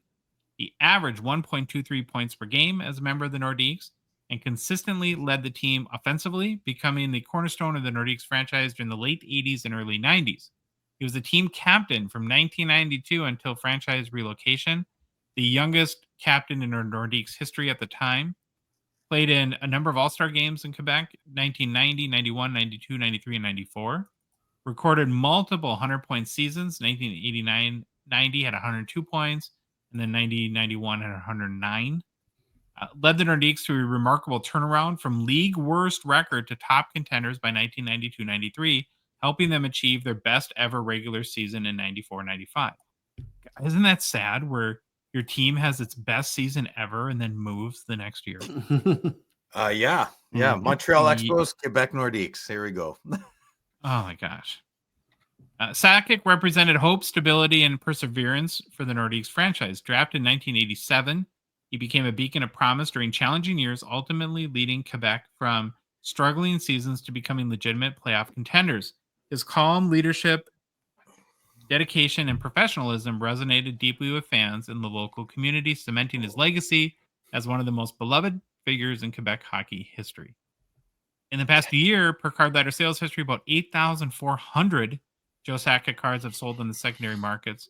Of those sales, 45 were for more than $500 US, and the highest selling Joe Sakic card to date is this 1989 Topps, the 1 year where Topps is more valuable than O-Pee-Chee. Rookie PSA 10 that sold for $4,881 US in March 2024. I've always thought this is a goofy looking rookie card, though. Yeah, it is. It's one of the worst, I think. Just photos. It's like a glamour shot or something. It's wearing football pads. Hey. Well, okay, now the third player comes with a tiny bit of disappointment for me, I gotta say. So it's Michel Goulet. I was really hoping he was going to be related to Robert Goulet. Nature. I found that very disappointing. But he was a good hockey player and a great one for the Quebec Nordiques. Nobody played more than Goulet's 813 games in a Nordique sweater. His 456 goals is the most in team history. Goulet's 490 assists ranked second, and his 946 points is second most as well. He had 7 consecutive 40-goal seasons with the team. That's incredible. Became the first Nordiques player to surpass the 50-goal milestone in 1982-83.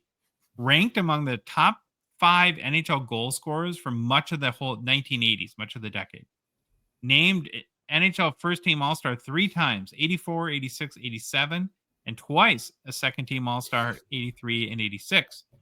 Ranked, already said that. A key member of the Nordiques playoff run, notably during their intense rivalries with the Montreal Canadiens and Boston Bruins. He was a Hockey Hall of Fame inductee in 1998 and is an enduring symbol of Nordiques hockey. He defined an era establishing scoring benchmarks for the franchise and became one of the most celebrated and recognizable figures. In the past 12 months, per card letter sales history, 1,300 Michel Goulet cards have sold in the secondary markets. Of those sales, 1 was for more than $500 US. And the highest selling the Michel Goulet card to date is this 1980-81 O-Pee-Chee rookie PSA 10, sold for $1,410 US in October 2023. Is everyone on board so far? Bill, do you agree? Yes, sir. Okay. That brings us to our last selection. Curious. And I went with Matt Sundin. Yeah. Right. He didn't play a ton of games, just 324 with the Nordiques over 4 seasons. 14th most games played in team history. He did though score 135 goals, which is 6th most, 199 assists, 6th most, and 334 points. Ranks him, well, you guessed it, 6th most in team history. Now that's good enough for a 1.03 point per game average as a Nordique. And they drafted him first overall in 1989, became the first ever European player taken with the number 1 pick. That's his sort of claim to fame there. He was named to the All-Rookie team in 1991 when he set a franchise record for points for a rookie with 59. Reached a... Well, that can't be right. What are you doing? What are you doing? I screwed that one up because Stastny had 100 points. So scratch that. He reached a career best 114 points in 92-93, obviously demonstrating elite scoring ability, and quickly became a cornerstone player. Again, part of that was Sakic, part of that resurgence from the bottom-ranked team to playoff contender. And yeah. Now, those tenure in Quebec was relatively short. He is remembered as one of those gifted players to ever wear a Nordiques uniform. Over the past year, 3,600 Sundin cards have sold on the secondary markets per card letter sales history. Of those sales, 13 were for more than 500 US, and the highest selling Matt Sundin card to date, this is kind of blows my mind. Yeah, it does. 1990 Upper Deck BGS 10 sold for $3,058 in October 10th. That's a classic card, though. That's a big card. Oh yeah, but it's just that's paying for the label. For sure. You're paying for the label, yeah. So anyone, how do we think? I think you did it perfect. You couldn't really. I mean, yeah, I could argue with you a little bit, but I hope they're going to be in your honorable mentions. I have 4. Okay. 4.5. Are 2 of them related with anybody in the top 4? Yeah, those 2 are one, and aliens. Okay. So for snubs and honorable mentions, the first one I went with is Dale Hunter. Played 523 games with the team, scored 464 points. Most penalty minutes in Nordiques history, 1,545. Really? More than John Kordic? That's wild. Yeah. Okay, yeah. Team's captain for 1 season, a great 2-way center known for strong defensive play, of course. And then I had to go with Guy Lafleur, right, who was one of the game's greatest players ever. It's a respect pick. It's a respect pick. Yeah. Ended his career with the team. Actually, I mean, and because he was retired first. Mm-hmm. So if you recall, he was inducted to the Hall of Fame before playing with the Nordiques, making him one of the only very few players in NHL history to be an active player while in the Hall of Fame. Nice. And then played just 98 games with the team, but did put up 62 points. Then the next honorable mention is Anton and Marian Stastny, the brothers that joined Peter in Quebec City. So Anton had a little bit better run with the team in 650 games, putting up 636 points. But when Marian joined, I think the youngest, right, in 1981, making the Stastny trio the first full brother line in NHL history. That's awesome, man. Nice. That's pretty cool. Yeah, that's great. Look at the pictures, eh? Very Europe, bro. Very Europe. Well, the whole Stastny story is pretty incredible. Like, it was scary for him to come to make it. You know, you think of like how Fedorov and those guys were in Bure were able to come over. It would have never happened without Peter Stastny and his brothers, Marian and Anton. Lastly, I went with Owen Nolan as a honorable mention, drafted first overall in 1990. Broke out in the 93-94 season, 42 goals, 73 points. Provided a mix of size, physicality, scoring touch, and toughness. Kind of the classic power forward prototype. And was a fan favorite for his gritty, hard-nosed play and offensive upside. Yeah, that's good. Dude, anyone I forget, Phil? Well, I mean, I wouldn't expect you like Mario Marois. He was kind of cool. And Mike Ricci, maybe. But yeah, that's about it. Roy Louis, forget anyone? Nope. Tony McKegney. Tony McKegney. I just know he played for the North Stars, but then I saw he played for the Quebec Nordiques. So I'm like, there, him. I didn't even know he played for the Nordiques. That was a good one. Nice. That was good. Love Quebec. Why this city can't get a dang hockey team back? Politics, baby. Batman doesn't want it, man. He's like, nah, we're just gonna.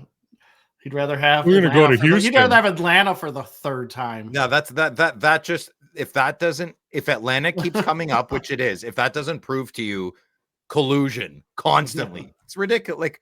Or Houston. I mean, I would much rather have Quebec have a team than Houston. Yes, or Toronto, Hamilton. Give them another team. You want some good rivalries? Oh man, so silly. I don't know if we ever told you this, Phil, but so the city we're next to is Lakeville, and they're bigger. and that's like where Jake Ottinger left our town, went to play high school there. Their logo is the Nordiques logo, basically. Lakeville North. That's nice. And for North, Lakeville North, and they use the N and the hockey stick, right? Makes the L, and then the cool. So, are we doing Ottawa Senators, great player, exile, Atlanta Thrashers next? Is that what we're doing? Where all the Senators players go? Where are the Thrashers? No one's Thrashers. What's the? Yeah, okay. There's a couple good ones. There's some good ones. Thanks, Troy. Should we book like 4 hours for the Danley Heatley appreciation show? Mm-hmm. No, we're gonna have a pizza party during that. No, we'll invite Ziri. Danny Healy's his favorite player, which is so crazy. I know. New product releases. Brought to you by friends and partners at Mint Inc. Mint Inc. is not only the local place in the GTA to get your all hobby needs and desires fulfilled. They just had the huge National Hockey Card Day celebration with Wendell Clark. Do you see the photos of him?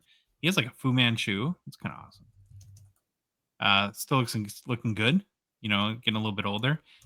Mint Inc. will also be hosting the official trade night at the Spring Expo a few weeks from now on Saturday night. It'll be right at the International Centers. You just go right from the show, walk over to the trade night. Johnny said it's closer, right? So not as far as a walk. And we'll be there schmoozing. Phil, let me see your schmoozing face. They'll be there doing that. And if you're going to be at the expo or live in the Toronto area, all you got to, you just have to stop by either their Vaughan flagship location or Davenport store as well. It's lit. That's the word Louis taught me last night to say. He says he uses it all the time around his kids' friends to, fit in, be cool. You get hobby boxes, singles, submit cards for grading, consignment, join Breaks After Dark too. But if you're not in the Toronto area, do not worry. Mint Inc. can ship you all your hobby boxes to anywhere in Canada via their website, mintinc.ca. Speaking of anywhere in Canada, Troy, you heard of Phil, right? Mm-hmm. Yeah, you know the guy that we invited on the show once and then just came back every time? Kept showing up. So it's Phil. So anyways, you won't believe this. Apparently, Phil is like super into you're into like board games. So Phil's super into Jenga. I do love Jenga, yeah. Now, I guess he's known as a Grand Master Jenga player. Apparently, he was the Ottawa City champion back in 1999.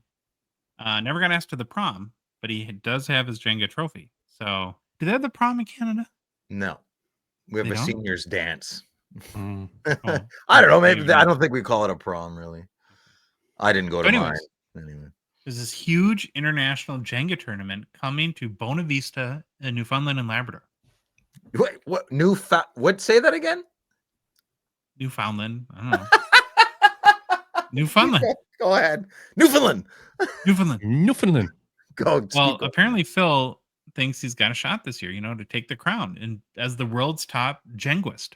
Now, I guess professional Jenga players call themselves Jenguists.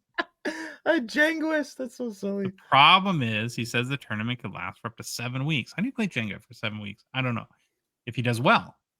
And Phil's super worried he might miss a couple, big hockey releases while competing to be known as the top Jenguist in all the world.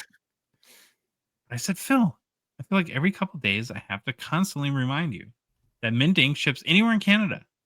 And you can go to your Nerd Games Festival and still get all the new releases shipped to you right there in Bona Vista. In whatever Newfoundland, Newfoundland, whatever it's called. Newfoundland. Well, Troy, he was so happy he cried. And it wasn't in a cute way though. He was like slobber crying.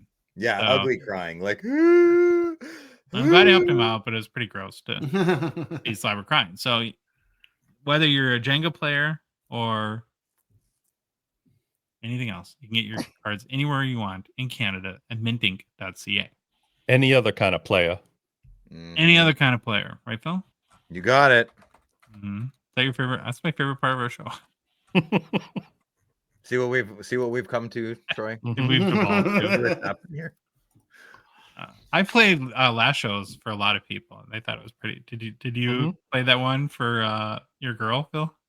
No, I definitely didn't. I don't get the good feedback that you get. I don't get any feedback from that.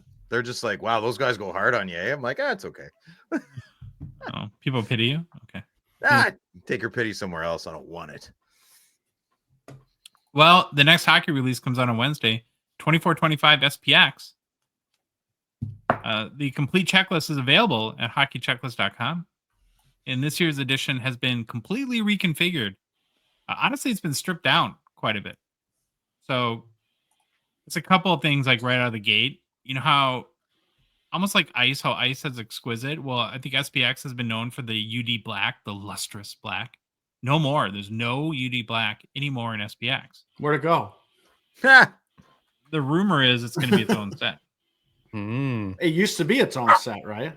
Yeah, and then it was Kobe. Get him, Kobe. Get him. Is there a turkey in the backyard? No. Be nice.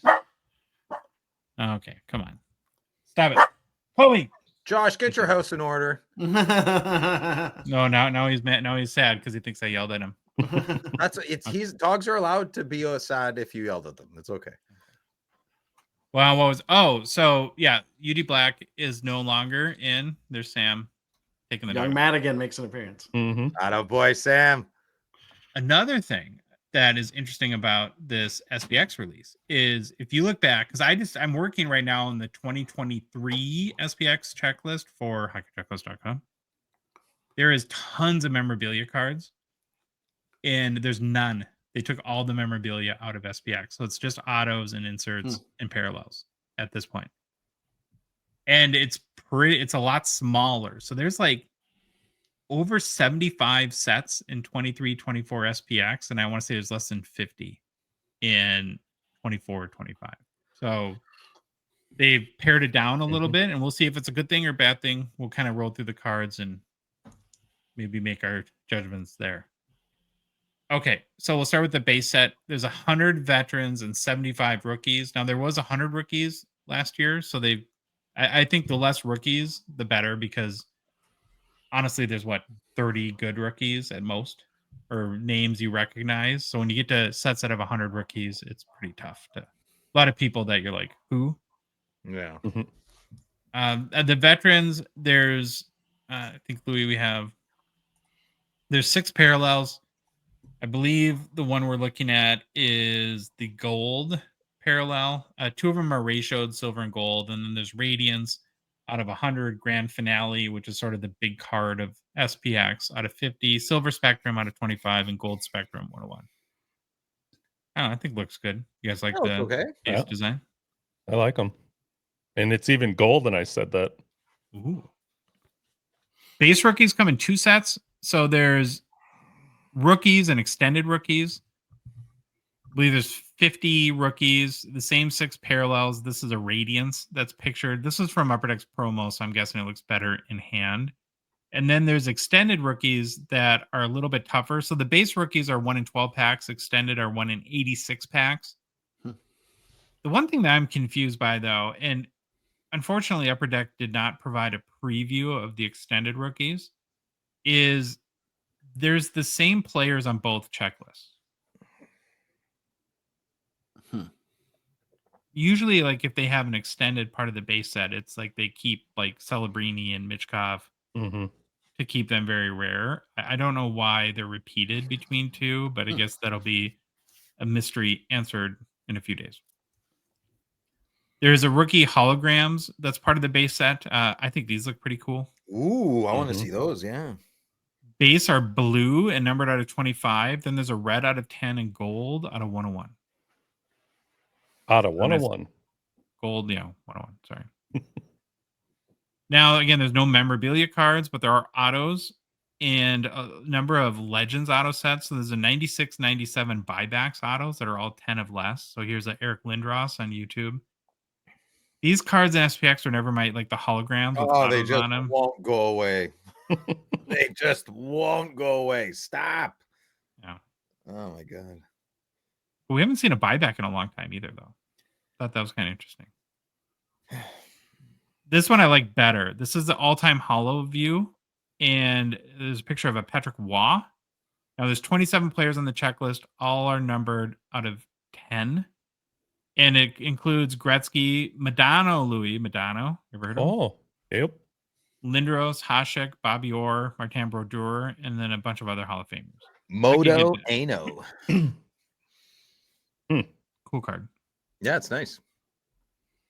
Finite rookies is a big one. The last auto will show. This is a parallel of that. We'll get into inserts next, but a nice looking auto. They're doing that a lot of those outbursty type of things, right? Yeah, exploding everywhere.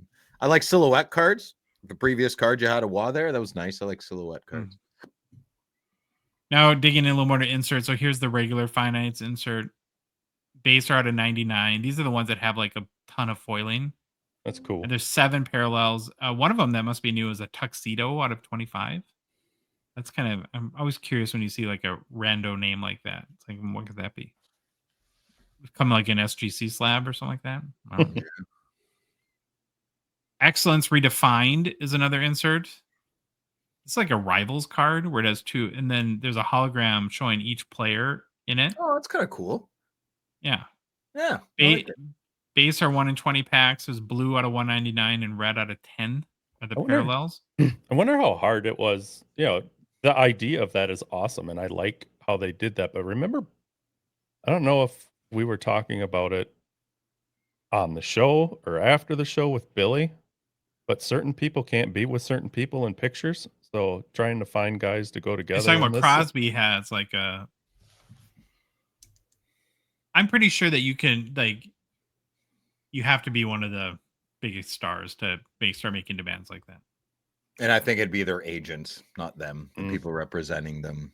Yeah, because aren't there cup cards that are they're like dual cup cards that Crosby's in where he's the top and the bottom? Yeah.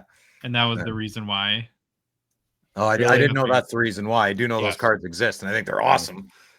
Because he wouldn't be on a card with anyone else. I don't think Sidney Crosby himself. I'd say it's the people representing him. Which, yes, I know it's Phil. It's the same thing, but I don't want to think of I will not be on that hockey card with that guy. Like, oh God, really, dude?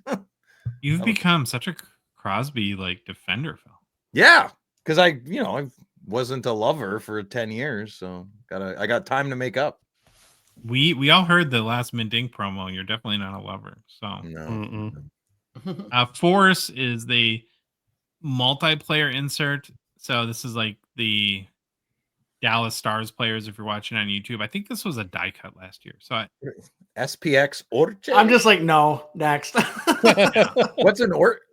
I don't even know what this might be a base. This would be like a good baseball card or something. I don't Oh, know. Force. The F is hidden. I thought it was SPX Orche. It also says Force right on the screen. Well, I'm not looking at that. I'm looking at the card.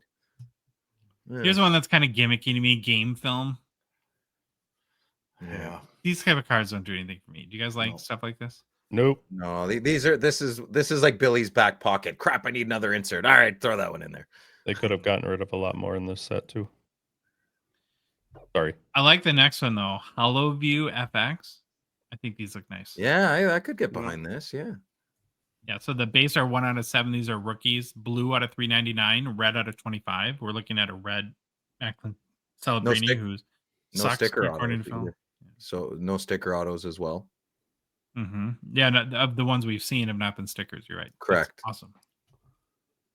Then the last insert we'll look at is a pretty tough one. 1 in 800 packs. So there's 24 packs in a box. That's like what? 1 in 32 boxes. Is that a die cut or? No, I don't think there's die cuts either. Good. And besides the buyback. That's the way besides the buyback. And that's probably the way they save money. Yeah. I think they try to probably cut costs a lot to make the box more affordable. Yeah, that's good. Do more of that. Yeah, more. Mm-hmm. Put in a cardboard bag. I don't care. Staple it. Save money on packaging. I don't care. Put in a lunch bag with a juice box. All right, now if you're planning to pick up a hobby box, here's what you can expect. You get 8 packs per box, 3 cards per pack. So it's kind of similar to EX2000, right? Which had 2 cards in it. In every box, you get 4 ratioed acetate or hologram cards, 2 numbered finite inserts, 1 base gold parallel, 3 base silver parallels, and 4 base rookie cards. That's what you're guaranteed. Right now, pre-sales of 2425 SPX at Mint Ink is 140 Canadian. This is not tariffed, I believe. Not tariffed. No, I found out from my LCS. It's the last product that is not tariffed. and then pre-orders in the US right now are about 110. So That's pretty good. Price. Good. Yeah, I can't wait to buy a box. I'm excited to buy a box. Yeah. Yeah, I've never been a big SPX guy, but there's some cards I really like in this. What do you guys think, Troy? I like what they're doing. I like that they've slimmed it down. I am going to buy a box. I think it looks cool.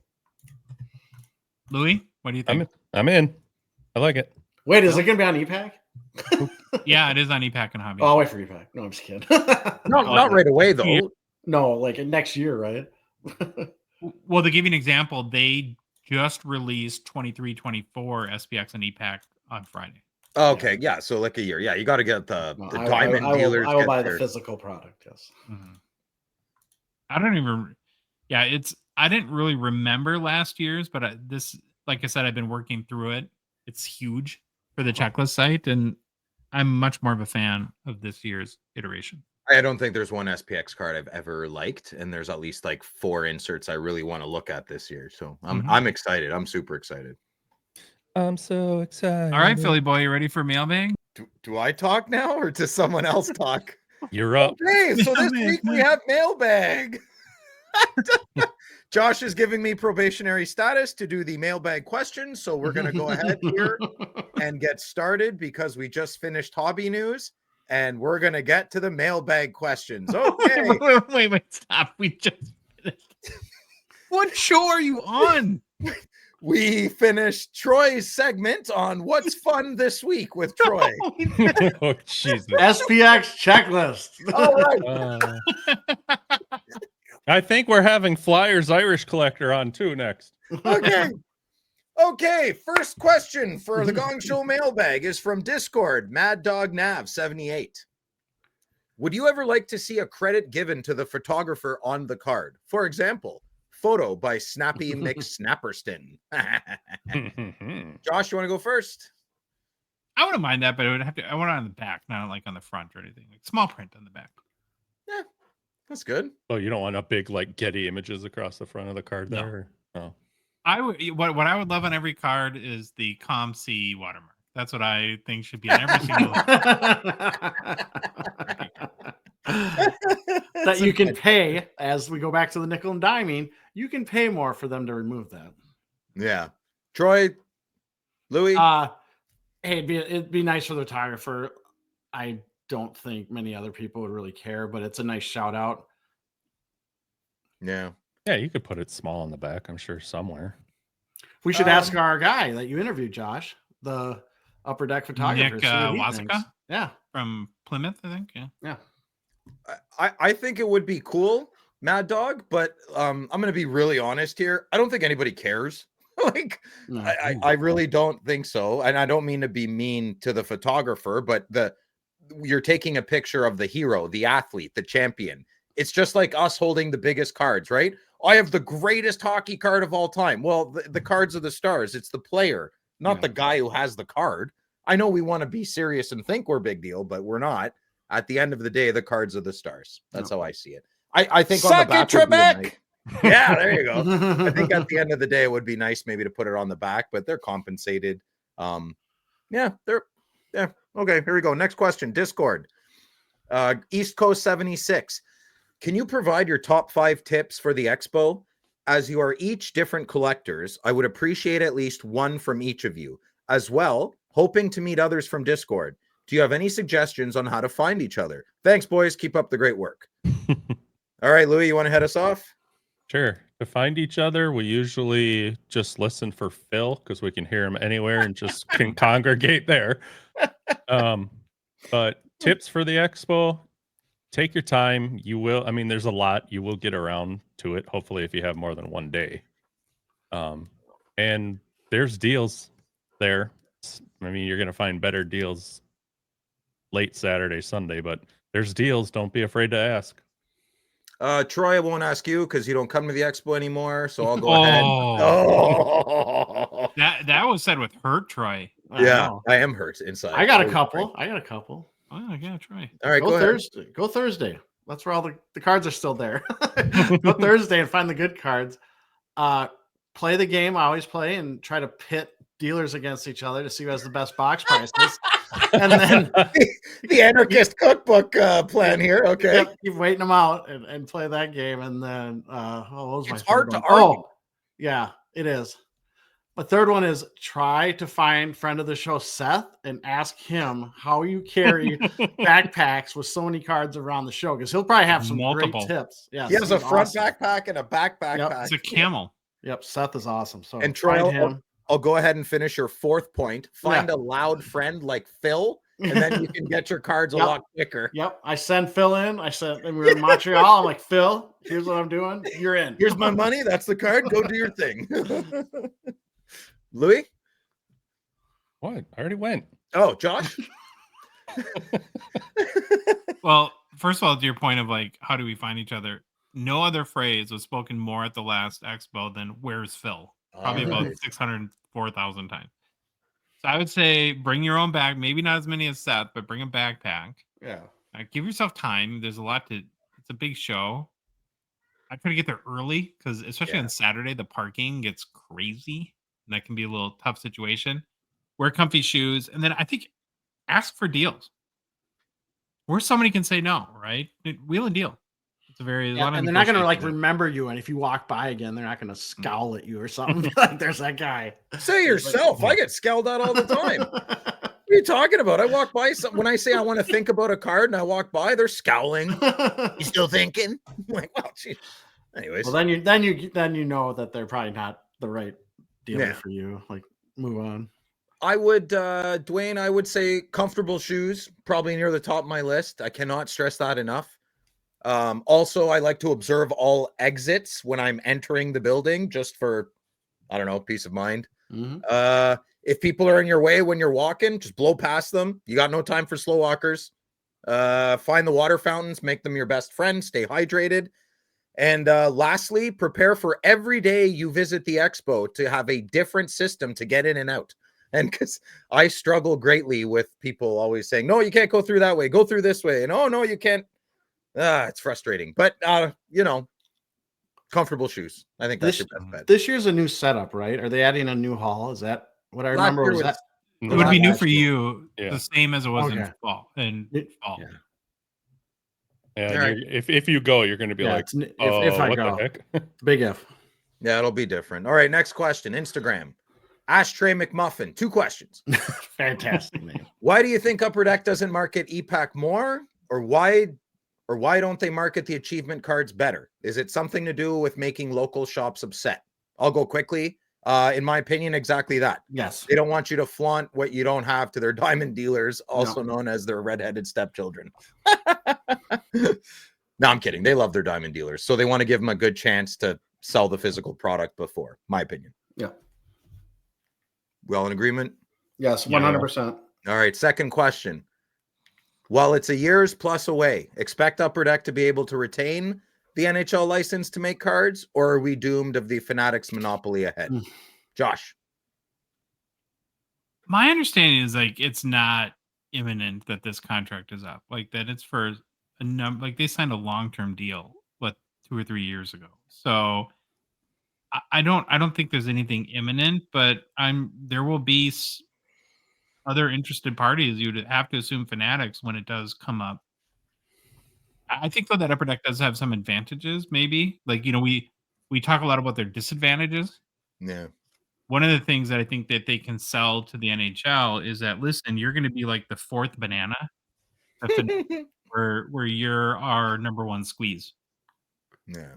Maybe like 6th, 7th banana at Fanatics after what they're rolling out. Louis?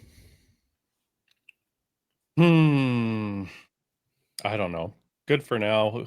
Who knows what the future is going to hold? It's exciting. Yeah, you can. We all kind of probably think the same thing, but I don't know. I just don't even want to speculate right now. I think Upper Deck can't happen is that Upper Deck can't lose the license but retain the IP, right? Because what if that is very similar to Panini, but it'd be worse than Upper Deck? What if Fanatics takes the license away and there's no Young Guns? I'd cry. I mean, so that's not mentioned in this too. That it's like, okay, of course, we all love Topps Chrome, right?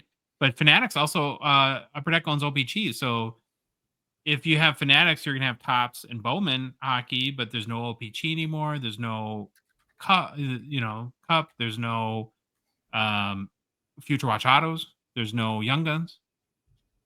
So, it's like, if that happens, as a collector, I hope that they buy the entire company.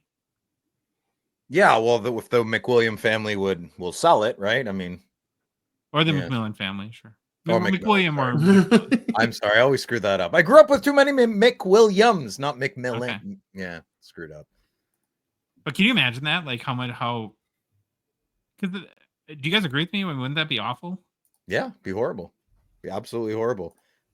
So my answer is, I think Upper Deck, like Josh said, has a beautiful, long-standing relationship with the NHL, and I don't think it'll change anytime soon. Saying that, man, oh man, is Fanatics stepping up the game, though, right?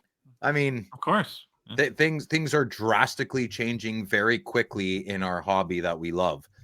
I don't think, look at the game day moments Upper Deck released today of Ovechkin. No, how many people are going to buy that? That's not a card people are going to. If Fanatics was behind that, they probably have representatives at the game cutting the jersey already. Who knows, right? So I think Upper Deck's going to be on it if they already are not behind the scenes. I'm excited to see, but Fanatics is definitely nibbling at their toes in innovation-wise, I would say. My opinion. Next question. Instagram. Pops Collection. Why is it all right to capitalize on a player like Ovi breaking a record compared to a player who just died? I wrote a long one. Well, then read it. Go for it. All right. Society and the topic of death has always been challenging. Good advice I got once at a funeral was there's no right way to feel when someone dies. I still haven't cried when my own grandfather died. We didn't get along. We're very, very different people. And I wasn't emotional when he died. The point I'm trying to make is I don't think there's a right or wrong way to be. But if, cautionary tale, if the larger group of society give you energy that the thing you're doing is in bad taste in regards to the dead person, I think the situation takes care of itself. So prospering financially off of a death has just a bad taste in everybody's mouth, right? So that's kind of my take on that. That's a good take. I think it comes down to your personal values and ethics. If it doesn't bother you, then why not? For me, I would just feel icky about it, so I wouldn't do it. But I don't try to judge. That doesn't mean that I would judge anyone else from doing it. It's just how I would feel about it. You boys have anything to say or move on? I'm with Josh. We'll yeah. All right. Next question. Andrew Sai? She. Damn it. What are you most excited for the April Toronto Expo? I'll go first quickly. Having my son in the truck for 6 hours and he has to talk to me. That's immediately came to my mind. I'm very excited. So he turns that AirPods up, keeps hitting the volume button on that. No, I'll throw them out the window. Troy, what are you most excited for if you maybe go to the Expo? If I go on, what I'm excited for is me and Louie going hunting for North Stars and Wild autographs and boxes or just cool cards. Yeah, buddy. They're always in the dollar boxes. Not the pizza I order? Oh. Come on. I thought that's what you'd want. It was pizza. I ate it. I don't like the pizza at the show if it's still whatever. Oh, the pizza. It's because it's week old. I thought the pizza you got was better than that. But that pizza we get at the show is the pizza left over at the Air Canada Center from the Maple Leaf games. Josh? I can't wait to hang out at the Chateau Gongshow with the boys. Yeah. Gonna miss people like maybe Troy, but hopefully Troy's there. Neil. I'm gonna miss Neil. It sucks that he's not coming. Yeah, Flyers Irish collector. I know, right? Louis, what are you gonna be the most excited about? Just all the guys getting the band back together. Yeah. And just meeting people that we chat with in the Discord. Hopefully some of them come. Meet and talking to other people. Probably the biggest thing though is just walking around the show and seeing what I like to call them rare specimens of the hobby that you don't see. We Canadians might see them probably see them more than us, but we don't get to see a lot of that old stuff here in the States. So it's awesome to see the relics. All right. Next question. Mad Dog Nav 78 again. Great question, too. Here we go. If you could pick a song, like a goal song, when you hit a big card, what would you choose? For example, I would choose When the Levee Breaks by Led Zeppelin. Awesome choice. Great choice, Mad Dog. Yeah. Sorry. I just Okay, so I love this question. I would pick The Anvil of Crom from Conan the Barbarian. Yeah. What It's my fight song. It's a theme song. I go to fight, and that's what I would do when I'm ripping packs. Louis? That song, Boom. Here Comes the Boom from POD. POD. They sing that a live song? POD? They used to be a Christian band, I think, right? I don't know. POD. Yeah, no, I know the song. It's a good song. Boom, here comes the boom. Ready or not. Josh went sentimental on this one, I think. 99 Red Balloons. Do songs scare you too? No. Dude. So I would probably do 1999 by Prince because I'm from Minnesota. Okay. But the problem is I never hit big cards, so more often I'd be playing like Wicked games. Chris Isaac crying in my soup. Game this box is playing. Okay, next question. Kevin B. Wait, Troy. I want to hear Troy's. Troy's a Troy. Crap. 2 hours and 25. I don't know how to say this, but the first song that popped in my head is a female word for a dog better have my money.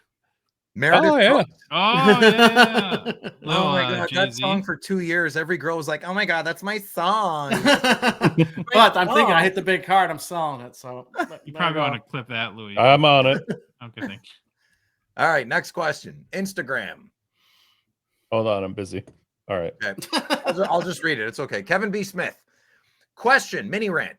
When participating in a team random break, why do breakers randomize the spots as well as the NHL teams? If I buy spot 4, I would want spot 4 and not see it randomized 3 times and end up with spot 26, etc., etc. There are superstitious people out there, myself somewhat included. So when I pay for a spot number, that's the spot I want. I wonder why they do this. Does it bother anyone else? Thanks, guys, and keep up the great work, especially you, Phil. Oh, thanks, man.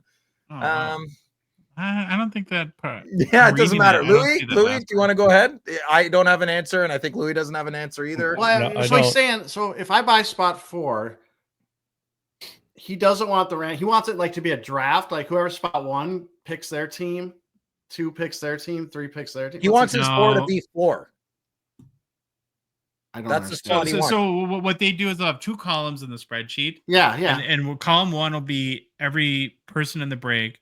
Column 2 will be in the teams.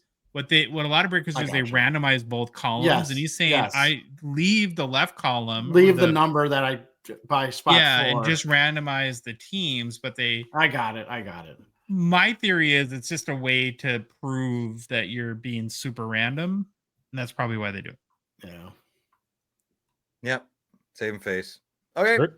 Next question. Instagram. Crosby card donations. Oh, I like that.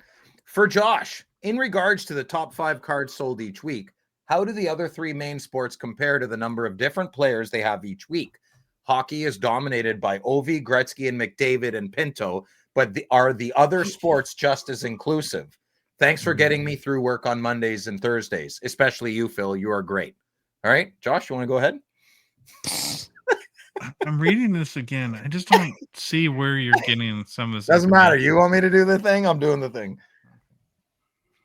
There are lots of, on the other sports, we've talked about before, like we look at the top sales for each week and there's no way to pull out hockey, and we end up scrolling a lot to find the first hockey cards. And similar to hockey, there are, it's a lot of Mickey Mantle, Wembanyama, LeBron, Michael Jordan kind of. So maybe there's a little bit more variety in other sports, but the GOATs rule all the different sports when it comes to trading cards. Good answer. Anyone else want to add? 1, 2, 3. Okay, let's go. Next question. Instagram. Stack of Beauties. It's like our podcast. What will happen to Ovi's market after beating the record, short and long term? I'll go first. What's going to happen after today or yesterday is Ovi is going to get really, really fat and his cards are going to drop to 0. I don't know, man. I have no idea. I think they'll even out after a few years, and I would just be careful buying anything now. That's all. Yeah. Anyone else? I think he's a GOAT, and his cards will always be chased. I don't know, not more than Gretzky, but up there with the kind You of think him they'll and pull Sid, back right? a bit, or there'll be no dip? I don't think so. Yeah, I do. I think a little bit, 20, 30%, I think. You dip? I dip, you dip, we dip. I put my hand up on your hip. When I dip, you dip, we dip. Okay, next question. Beard Boss. Am I the only psycho with over 550 items on your eBay watch list? Yes, you are the only psycho. I delete my watch list items on the regular weekly, and it's always very small. Oh my gosh, I have to ask him because I know at one point in my eBay watching, I hit the max. Like I tried to hit I tried to save something. It's like you're full at the watch list. So I'm wondering what that was. You're a psychopath like him. Well, yeah, and I felt like it was lower than the 550. So maybe I wonder if there's a difference between the mobile app and maybe online or something. But no, I am. I'm a psycho. I'm with you, Beard Boss. Louis, you psycho with them? I don't have that many. No, maybe 50, but I still will purge them when I'm like, I don't care about that anymore. I just leave them in the ended and never remove them. Joshy, I've never.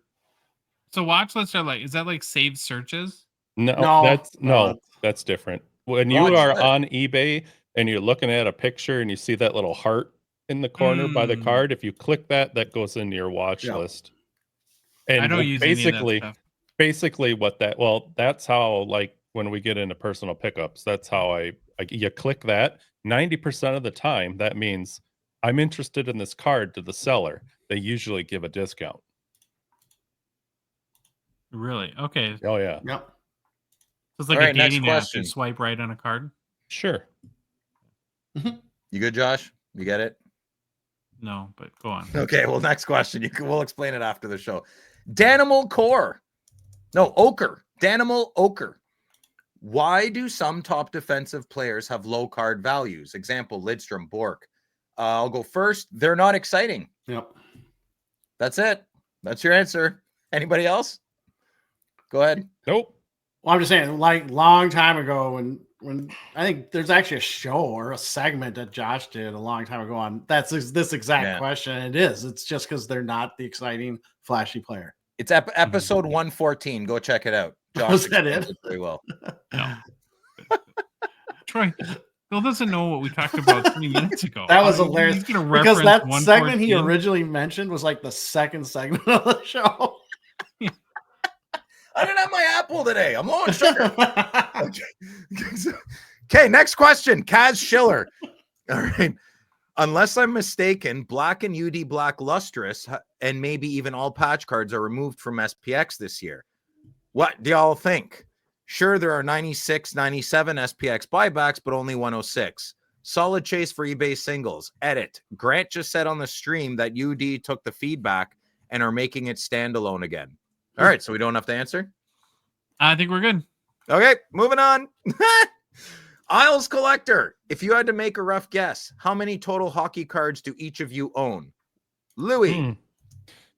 Well, up until 3 weeks ago, I don't know. I probably had 30,000, but I ended up selling 25,000 to a kid that sells on Whatnot. So I'm probably sitting at, I don't know, 4,000 or 5,000 cards right now, but only maybe 500 I care about. Josh? I don't know, 25 to 50,000 maybe. Wow, that's a broad spectrum. Double your second guess is double your first guess? What the heck is that? I don't know. I've got a lot of cards. Troy Bear? Here's the beautiful thing. I know exactly how many I have. Oh, Troy's spreadsheet. 13,993. Well, that's psychotic. So yeah, confirmed. I know a 2-column shoebox holds approximately 1,500 raw cards. So tallying it up, and I actually did. I walked to all three of my rooms. I probably have like 25 to 26,000 cards. It's pretty average, I think. That's what average most guys have, I think. All right, next question. JT Hockey. Another 2 questions. We're gonna have to limit this to one, gentlemen. You in a hurry? Well, I told you I'm low on sugar. Oh, you're almost done. You can get it. Any tips on taking good pictures of cards that have mirror finishes? I have a light box that provides good quality, but can't avoid the reflection on my face, hands, and phone. I love this question. I'll go. That's your problem right there. You're using a phone. You want to get a single lens reflex camera, mirrorless camera. You still get a bit of a mirror finish, I guess, or not mirror finish. I apologize. Your reflection. But you can angle your lights better. You just got to do more trial and error, brother. You just got to play more. I don't know how big your light box is. That also depends. I got rid of both of my light boxes, and I prefer to have a key light in the corner of my room. Yeah. Louis? All the light boxes that you can buy online now are trash because they all utilize either a circle light at the top that shines straight down or lights on the sides. And all they do is create reflections. What you need to do is, I'm actually making another one because I hate this. You can take a picture with any camera you want, a phone, whatever. Your light box has to have a light coming in on this side, and from the top. Always. That gets rid of every shadow, glare, everything. So what I do is I find a box, however big you want it. If it's for cards, it doesn't have to be super big. But you cut a square hole on the sides and a square hole on the top. Then you take a white fabric and put it over those holes there. Then you find lights and, light bulb, LED, whatever you want, over the top and 2 on the side. That way, that eliminates every shadow. It's the best light box I ever had, and I dropped something on it because it was made out of a cardboard box and completely trashed it. But I have got hundreds of pictures that I have taken out of that light box, and they look amazing. I would seriously, they're cheap. You get what you pay for, but you could go to, I think I paid $12 for this garbage thing of mine, and I've already switched the lights all around in it and added my own stuff to it. But find a cardboard box, find some, you could be into it for $12, $10, and you can make something better than what you can buy. It's those LED light strips. You are always going to get glare, no matter what you do. There's a really nice, so two things to add on. You're looking for light diffusion, right? You want to soften the light and spread it out. There is, you can on Amazon buy a cheaper one with what Louis just said.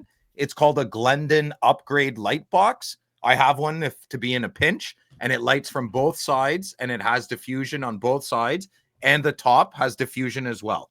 So it's a little pricier for a not the best quality, but a Glendon upgrade light box.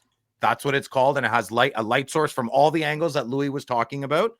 And you can also do what Louis said, and it'd be cheaper. Diffuse the light yourself, right? You can. I have one right here. There's a diffusion panel.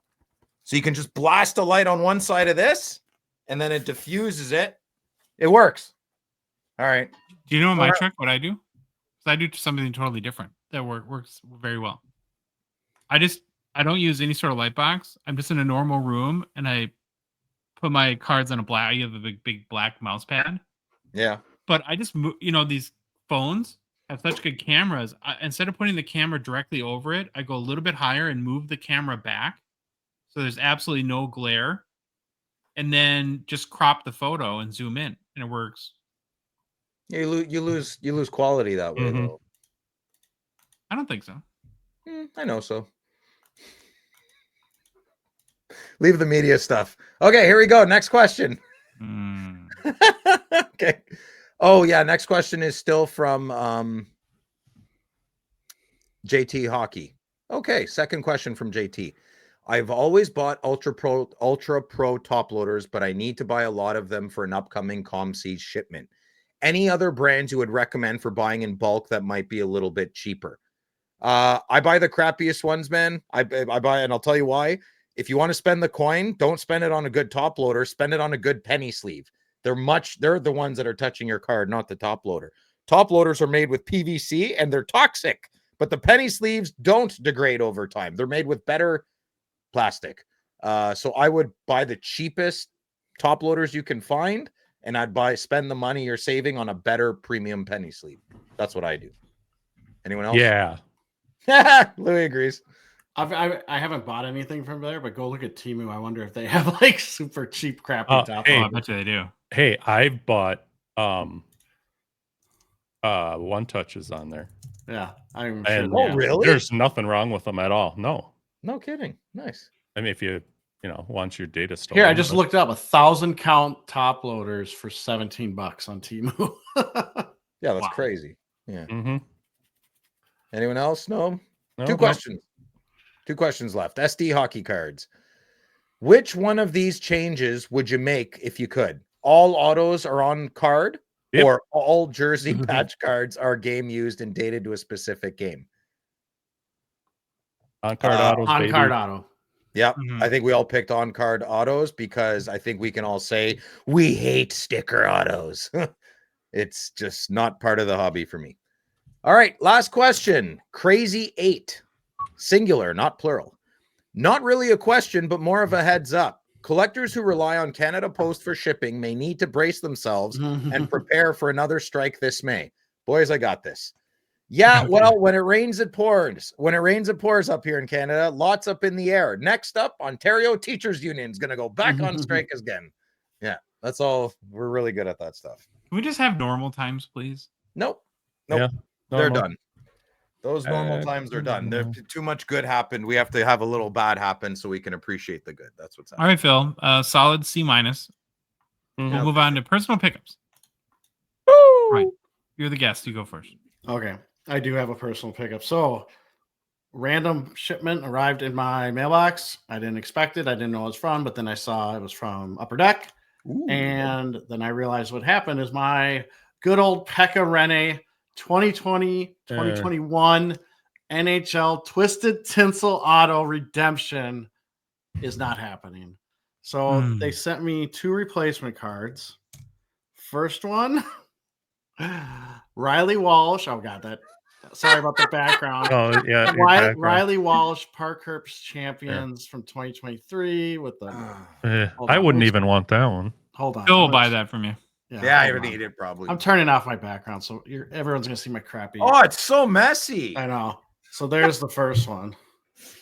Yeah, and the next one, a little better. I actually like it. I know. Vasilevsky auto. That's nice. I like that Ultimate 2020 Upper Deck Ultimate Collection, and it is called Ultimate Signature. So I actually like this one. But cool. Like people said, I could sell this and buy a Pekka auto. Obviously not the Twisted Tinsel auto, but this card's probably $25 worth, 25 to 30. This one's worth 50 cents. So that's what I got. Bill, I put one in for you. I wanted you to participate. I didn't. You the one I sent to your house? Oh yeah, that's my pickup this week at Louis' house. He's opening all the mail, so they don't know he's muling it. I thought, isn't this the one you bought when we talked on the phone the other day? I got. But this one's coming to my house too. Sweet. Wait, what? Isn't this my card? Yeah, but it's not. Never came in the mail. It's not at your house? You just bought this Friday. Then why are you putting me on personal pickups? Yeah, that's right. Phil he gets mad when he doesn't have the card in hand. You got it. That's not my card, brother. I love the legwork you did. All these cards I do not have in hand right now, but I figured I'd just get it out there. All right. What is this? 0203 Upper Deck Brodeur Young Guns Flashback. I've been looking at this card forever, and I just finally decided to bite the bullet. Yeah, it's awesome. So how much was it? I don't know what to go for. 25, 20, okay, somewhere in there. Then now I'm on this hype. 13-14 Panini Select Silver Prism Brodeur. That's a great card. What a card, eh? Yeah, that's very nice. Still, let's see, what's that? 2001 or 99 2000 Brodeur Pacific Private Stock Titanium Refractor. Mm-hmm. Is it refracting? Is it refracting? Josh had one of these in his, well, not a Madonna, but he had one of these in his binder yesterday while we were playing hockey cards, and it struck my fancy, so I got online and found a 99 2000 Topps Chrome Ice Master Refractor Madonna. Mod Ano. And we were organizing our top loader binders last night, and I was going through mine, and I knew there was one I wanted still, so I left a spot. And then, of course, what do? Oh, I gotta look and see if I can find it. So I did and grabbed it. Cosmic 2020-21 O-Pee-Chee Platinum Heischer Cosmic. 65, right? Out of 65? Yeah. Yeah, they're great. I love Cosmic cards. Now, Josh, the Heischer, the Madonna, and these two, all 4 of those cards, I clicked the heart. And I also made offers to all 4. I'm not kidding. People must have been in a good mood yesterday because I offered half of what they were asking. Actually, it was these 2 and the titanium. I offered half of what they were asking, and they accepted. I put a heart on the select refractor, and within an hour that night, he came back with a cheaper price, and I took it. Nice. So it's worth your while to give it a shot to click on it. Yeah, it goes in your watch list, but good job, Louis. Nice cards, man. Thanks. All my expo money. Personal pickups.